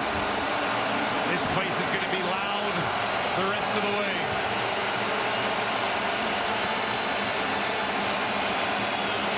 Harris gives it to Hickson. Nowhere to go. Trevor Harris today moving up a list himself, Suits. Well, today he's got 274. That moves him past Darian Durant. That's what I mentioned between him and Zach Collaros. They're so close in their numbers and will continue to move as active players up the list. Michael Riley next. CFL history, and Peter Brock in there too.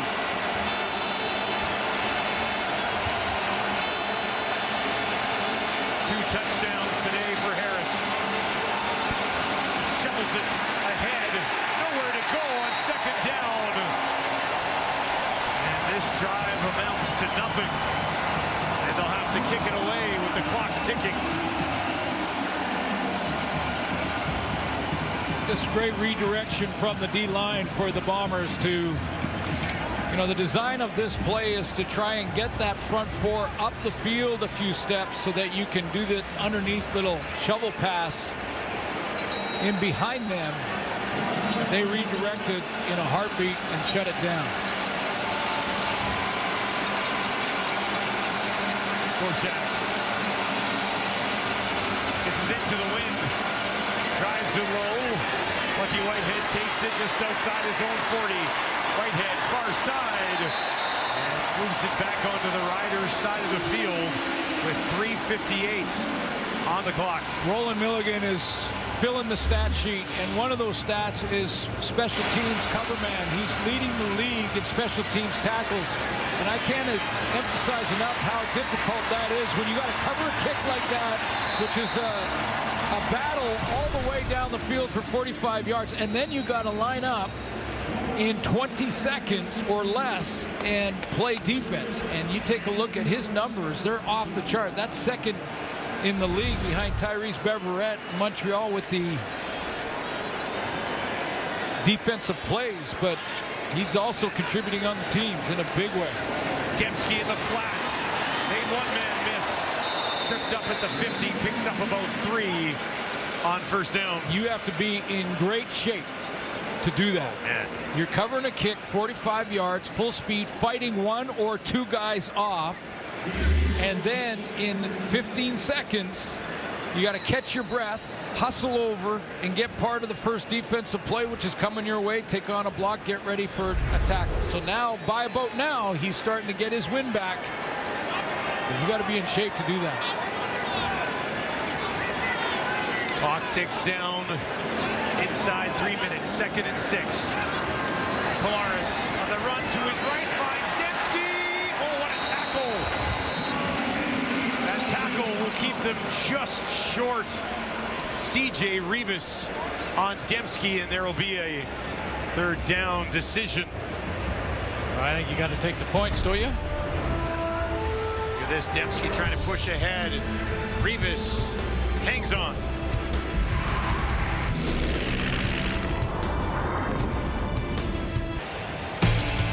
Well, Super Saturday about to wrap over on TSN. Stampeders, Elks rematch game in about half an hour. Don't want to miss that. That's going to be a good one.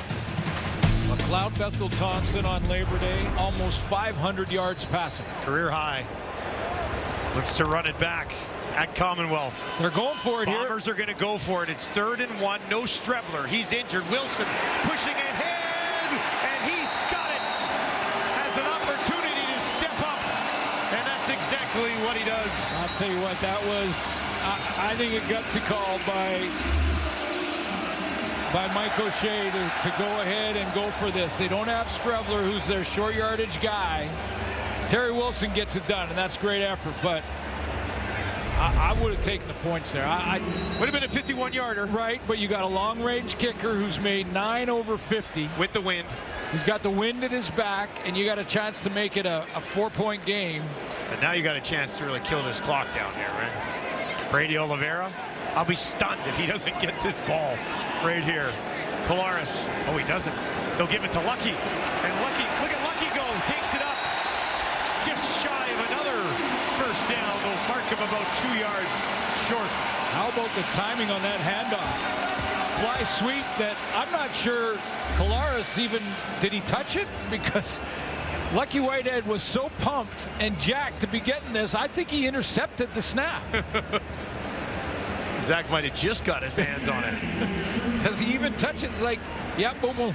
Wow. Even Collaros kind of took a second look there. Perfect timing. Yeah.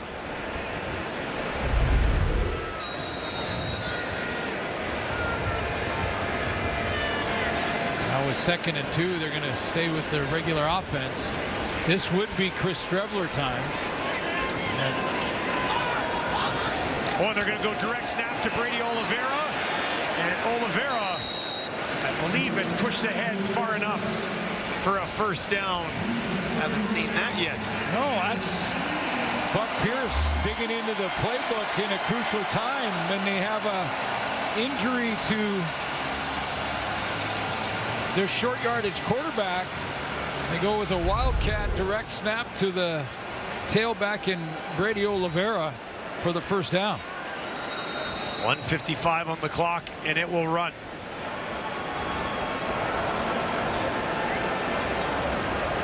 Bombers in a good spot here. Within field goal range, leading by 2 at home. Collaros. This time they'll give it to Brady Oliveira. And Oliveira tackled by C.J. Rivas. Got about 5 yards on that first down carry. Timeout, Saskatchewan. I'm going to say either right now for Corey Mace on the timeout or the play before, because that clock was running. He lost 15 seconds there, but we'll stop it here. It won't start till the snap of the ball. And he needs his defense to get a stop to give Trevor Harris maybe 45 seconds. Got to get the stop here. Force a field goal from Castillo, get the ball back. Exactly. Trailing by 5. Exactly. Going to be tough if you can't get that done. Riders defense, got to have it. Zach Collaros with Oliveira to his right. He'll clear out. Collaros on the run to his right, and he slides. And it'll be a field goal attempt. 1:27 on the clock here. Nothing opening up for Zach that time. Great call by Corey Mace defensively to have C.J. Rivas track Brady Oliveira. I think that was the idea with this play. If Brady Oliveira is open to the flat here, give it to him. If he's not, just take the loss, drop down, give it up, ground down a few more seconds, and you go out and put the field goal team out there. Castillo, 3 for 3 today. And you don't stop the clock with an incompletion. Smart by Collaros. 39-yarder for Castillo to make it a 5-point game, and that's exactly what he does. 65 seconds remaining in the Banjo Bowl, and the Riders will need to drive the field to get the win. We saw Harris last week. Great drive at the end of that game. Couldn't complete the 2 points, but excellent drive. Can he do it again here? This time they wouldn't need the 2. Harris, 273 yards, 20 of 30 today, 2 touchdowns and a pick.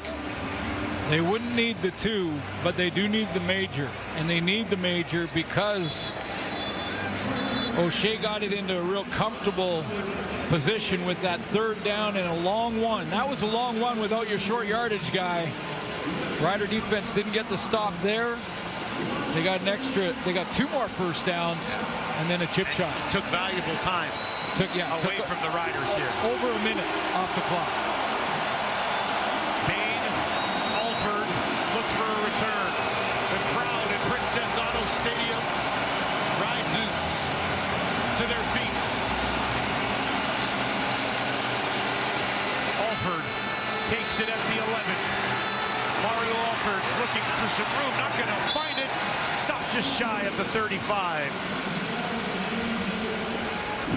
Well, 14 more seconds than I guessed at, but he's got a minute. Winless in their last 6, 5 losses at a time. Their last victory at home against Winnipeg. Season series on the line here in the Banjo Bowl.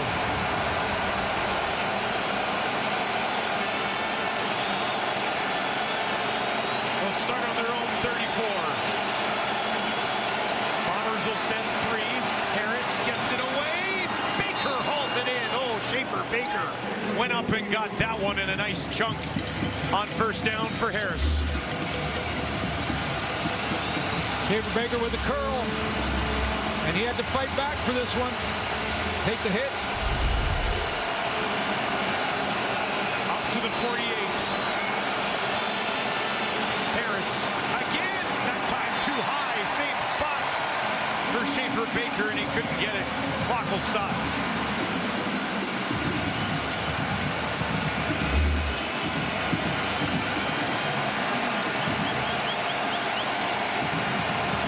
Nichols closing down.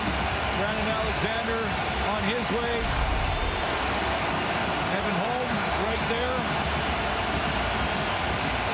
Got to fight the crowd too. Second and 10 for Harris. Far side, intercepted. Ford will take it away, and that will do it for the Banjo Bowl. The Bombers defense seals the deal. Second pick of the day for Terrell Ford.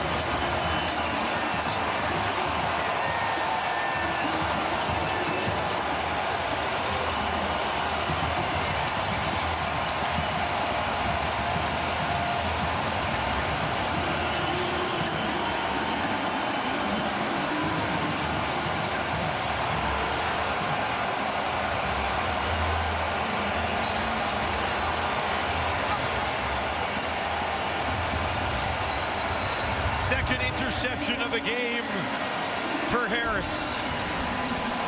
The Riders will be winless in 7th. Victory formation for Collaros and the Bombers. Let's show you the interception by Tyrell Ford. That's MLS. He's going to run the out route here. But watch Tyrell Ford. If you freeze it right now, that is a Joe. That's Ford's responsibility. He says, you know what? I think he's going to throw the out. I'm playing the play, and I'm taking the football.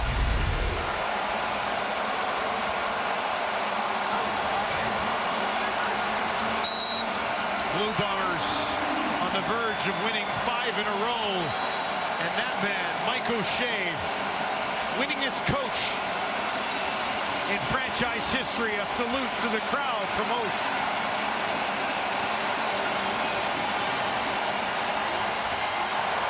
He won't admit it, but it's a special day for him.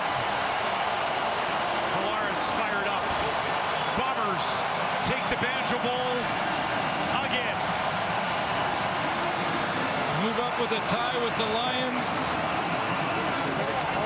The Bombers now have the season series against the Riders, the Calgary Stampeders, and the BC Lions.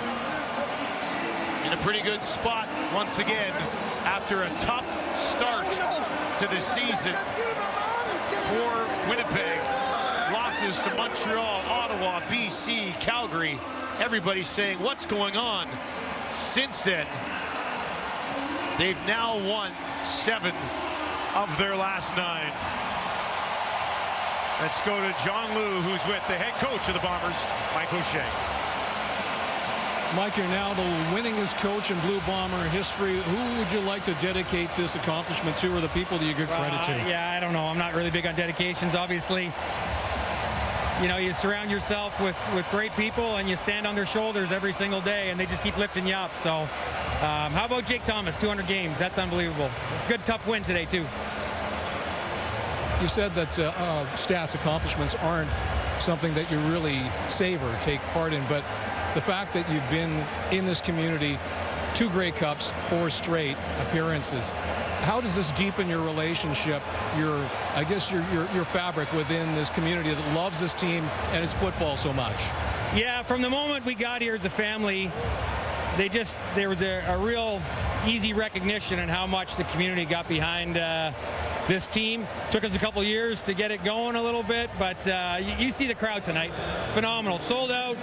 They're full throat. They're very intelligent. They love these guys, and yeah, I do too. Were you aware that you were up on the scoreboard as the clock was winding down? The fans, that roar intensified. That was for you. Were you aware of that? No, I was not. I tend not to look up there. I don't look at anybody when they yell my name either. So, but hey, listen, this is a great place to be. It really is. These fans, the city, the community, the province, just absolutely terrific. Thank you for this, Mike, and congratulations again. Yeah, thank you. 103 career victories for Osh here in Winnipeg. This one means a little bit more. The Banjo Bowl goes to the Bombers again, 26-21 the final. That's it from Winnipeg. Let's send it back to the panel. And Dustin, that panel is Enoch Mwamba, Jim Barker, Milt Stiegel, and a huge win for the Winnipeg Blue Bombers. And amazing to think where these two teams have been this season. The Saskatchewan Roughriders started out red hot, winning their first 4 games. The Bombers didn't have a win in their first 4 games. The Roughriders have not won in their last 7 games. Yes, they had that tie, but all of a sudden, Winnipeg has won 5 in a row. Tyrell Ford was great in this game, Milt. He ends up with the 2 picks. My goodness, this was huge for this team. This was huge, and congratulations to Mike O'Shea, the winningest coach in Blue Bomber history. I know he doesn't like all those congratulations, but we have to. And you talked about Tyrell Ford. Right now, he is the top Canadian in the league. He's playing a position not many Canadians have played in the CFL. Let's just be honest about it. And he's playing it, and he's excelling. He's tied for the interceptions with Milligan right now. He had 2 today. He's seeing the field. As you mentioned, he's playing with confidence, and he's playing some great football, and his team overall is just turning around. When they're talking about stay the course, Mike O'Shea always talks about that. He never panics. This team never panics. They started off 0-4, and right now they're 7-6 and in first place in the West. Good job by these Winnipeg Blue Bombers. Staying calm, staying cool, staying collective, and getting the job done. You put them over Justin McInnes? Right now, yes. Ooh. Yes. Yeah, not since Davis Sanchez. Honestly, not since Davis Sanchez has there been a corner like Tyrell Ford in this league. Because Davis was a dominating Canadian corner. Right. And he's the last one. Now Tyrell Ford has come in, and he's special. But this team won the game the way they win games. They were outgained 330 to 280, but they had no turnovers. They gave up no sacks. They just absolutely did the things the Bombers do. They didn't make mistakes. They didn't beat themselves, and they played solid. You know, they can play better on offense, but they played solid. They didn't get Brady Oliveira very involved in the second half. Kenny Lawler steps up and makes a couple of unbelievable catches. Balls that look routine. He just, that are tough to catch, he makes look routine. So, again, this is how they win games. Saskatchewan, great battle. Outgained them. Trevor Harris, I thought, was sharp for the most part, but not enough to beat the Bombers. Absolutely. I mean, you talk about it, Milt. You got to give kudos to Mike O'Shea. The way this team has been built, the foundation, the structure of this team is really what comes down to. This is the reason why they're in the position that they're in right now, regardless of how they started off the season. They truly believed in themselves, regardless of the amount of losses and what everybody was talking about that was going on in Winnipeg. And so they did what they had to do tonight. And you talk about Tyrell Ford. This is the type of team that you want to have a young guy like him that's talented, that's athletic, that can do the things that we've seen him do right now. You want to be in a locker room like this because, look, we're not going to get our heads down. We're not going to shut it down at all, regardless of what the record is. And he's in a great environment for him to flourish the way that he is right now. And this is why the CFL is so great. I mean, the second season really doesn't start till Labor Day anyways, right? And I'll tell you this, if I'm the Edmonton Elks, I'm looking at these standings right now, and from their start, and I'm thinking, I'm right there. All right, we'll have more thoughts from the panel in just a moment, but let's send it to John Liu, who's standing by with Zach Collaros. Well, Zach, a close one in the Labor Day Classic, another close one in the Banjo Bowl. How good does this feel to have back-to-backs in this rivalry in this fashion? It feels amazing to win in front of these fans, man. It was just an unbelievable atmosphere here at Princess Auto, man. I mean, you felt it. We all felt it. It was awesome. Well, Zach, a close one in the Labor Day Classic, another close one in the Banjo Bowl. How good does this feel to have back-to-backs in this rivalry in this fashion? It feels amazing to win in front of these fans, man. It was just an unbelievable atmosphere. Atmosphere here at Princess Auto, man. I mean, you felt it. We all felt it. It was awesome. the fact, too, that you the win makes Mike O'Shea. Oh, and here's the trophy. Yeah, baby. Yeah, baby. Go play that thing. The fact that Mike O'Shea is now the winningest head coach in Bombers history, how much do you, as his players, take ownership and pride in that accomplishment? Oh, we're proud of him. I'm sure he can't wait for that statue to be built for him over there. Yeah. Well, he's definitely going to be comfortable with that. Do have to ask you, though, about your fellow quarterback, Chris Strebler. Was this a little bit too much deja vu, considering that the same player that knocked you out of the game in the Labor Day Classic did the same to Chris Strebler? We'll see on tape, honestly. I feel for Chris. I'm not sure exactly what it is, but he's just an unbelievable competitor. So anytime you can't come back into the game, it hurts. I mean, we've all been there before. It's just tough. Hey, thanks for the Zach. Congratulations. See you, man. Saskatchewan Roughriders, and as we said, they have not picked up a win now in 7 games. I mean, there's something has to change, and it's not like these are blowout losses. I mean, they nearly won last week. The kick was just a little short. It was right on target by Brett Lothar, but then this game, too, they were right there. At least they got the ball with a minute left, but Milt, I mean, a loss is a loss at the end of the day. Yeah, early on, they were finding ways to win. Now they're finding ways to lose. And as you alluded to, the Elks are like, okay, and I won't include Calgary in there because I haven't seen them play well enough, but the Elks are thinking, like, we got a chance to catch them. We got an opportunity to catch this team. This team is really struggling.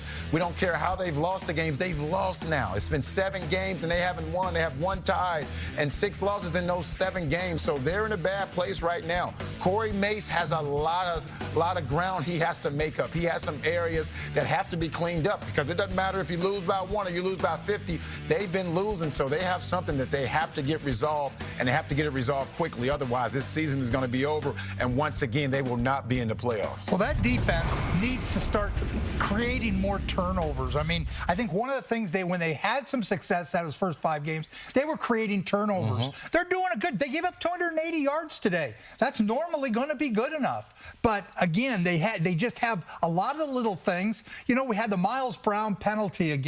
And personally, it looked to me like he was above the knee.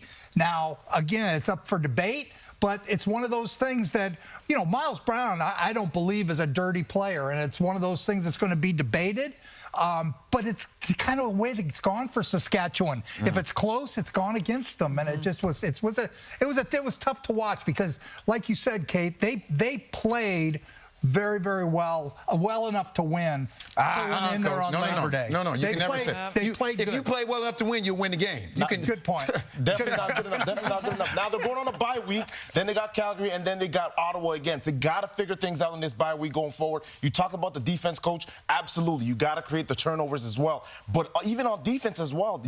Offensively speaking, Trevor Harris, he played good, but good is not good enough right now. And so they got to find ways. If they had a chance at the end of the game there, the pass down there that Terrell Ford took advantage of, we talked about it.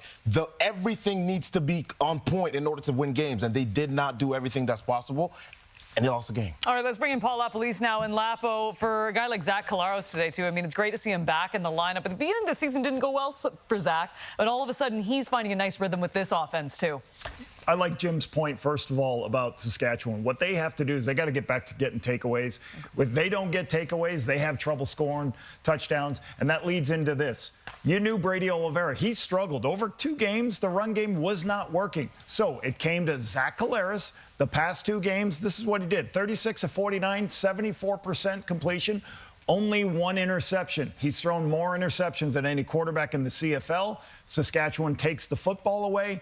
He made a great effort for 2 straight games to protect the football. They got their touchdowns, they got their field goals, and that's how you win close games. And that's hats off to Zach. That's hats off to how they've game planned the last 2 weeks against a team that takes the football away. So an outstanding win on the road. You know, when you win those season series, that's a huge relief for them. That's a huge thing. So now they can kind of relax and just continue to get healthy. You get better. They got a lot of things they got to get better at. But I love also Terrell Ford is amazing, right? Like what he did. In talking to Jordan Younger a couple weeks ago, he talked about his instincts are amazing for a young football player. He knew, he recognized, hey, they're trying to clear me out, and he dropped off and took that crossing route for the interception. Amazing night for him. The problem on that play, and I know Joe has been working hard. He didn't clear him out. He wasn't moving. He did not run hard on that play. Terrell Ford knew something was up because Joe was not running hard. So great play, but a Joe pro, you're a young receiver. Yes, I know the ball wasn't coming to you, but when you have the clear out, clear it out. That is your job. Your job is just as important as the guy who they were throwing it to. So I'm sure they'll hear about that on the film, but he has to clear that out on that play. The awareness is absolutely impressive because if you're a young guy like Terrell Ford, you'd be thinking, okay, well, this is my man. This is my man. You play like a robot. Right, but the awareness to think, oh, well, I'm getting ran out. Let me look back. And he went back and made the play. Yeah. And you know what, too? I mean, we talk about takeaways here, too, Lapo, and how critical they are. It was Damon Webb in our earlier game, too, and he was all of that for the Ottawa Red Blacks and so much more. He had 2 pick sixes in this game, the first time that had happened since 2015. I mean, he was lights out, and they just have... What's his name, Kate? I said Damon Webb. Damon Spider-Man. Spider-Man. I actually thought I got it wrong. I was like, no, I didn't. I thought you were calling me out on a name mistake.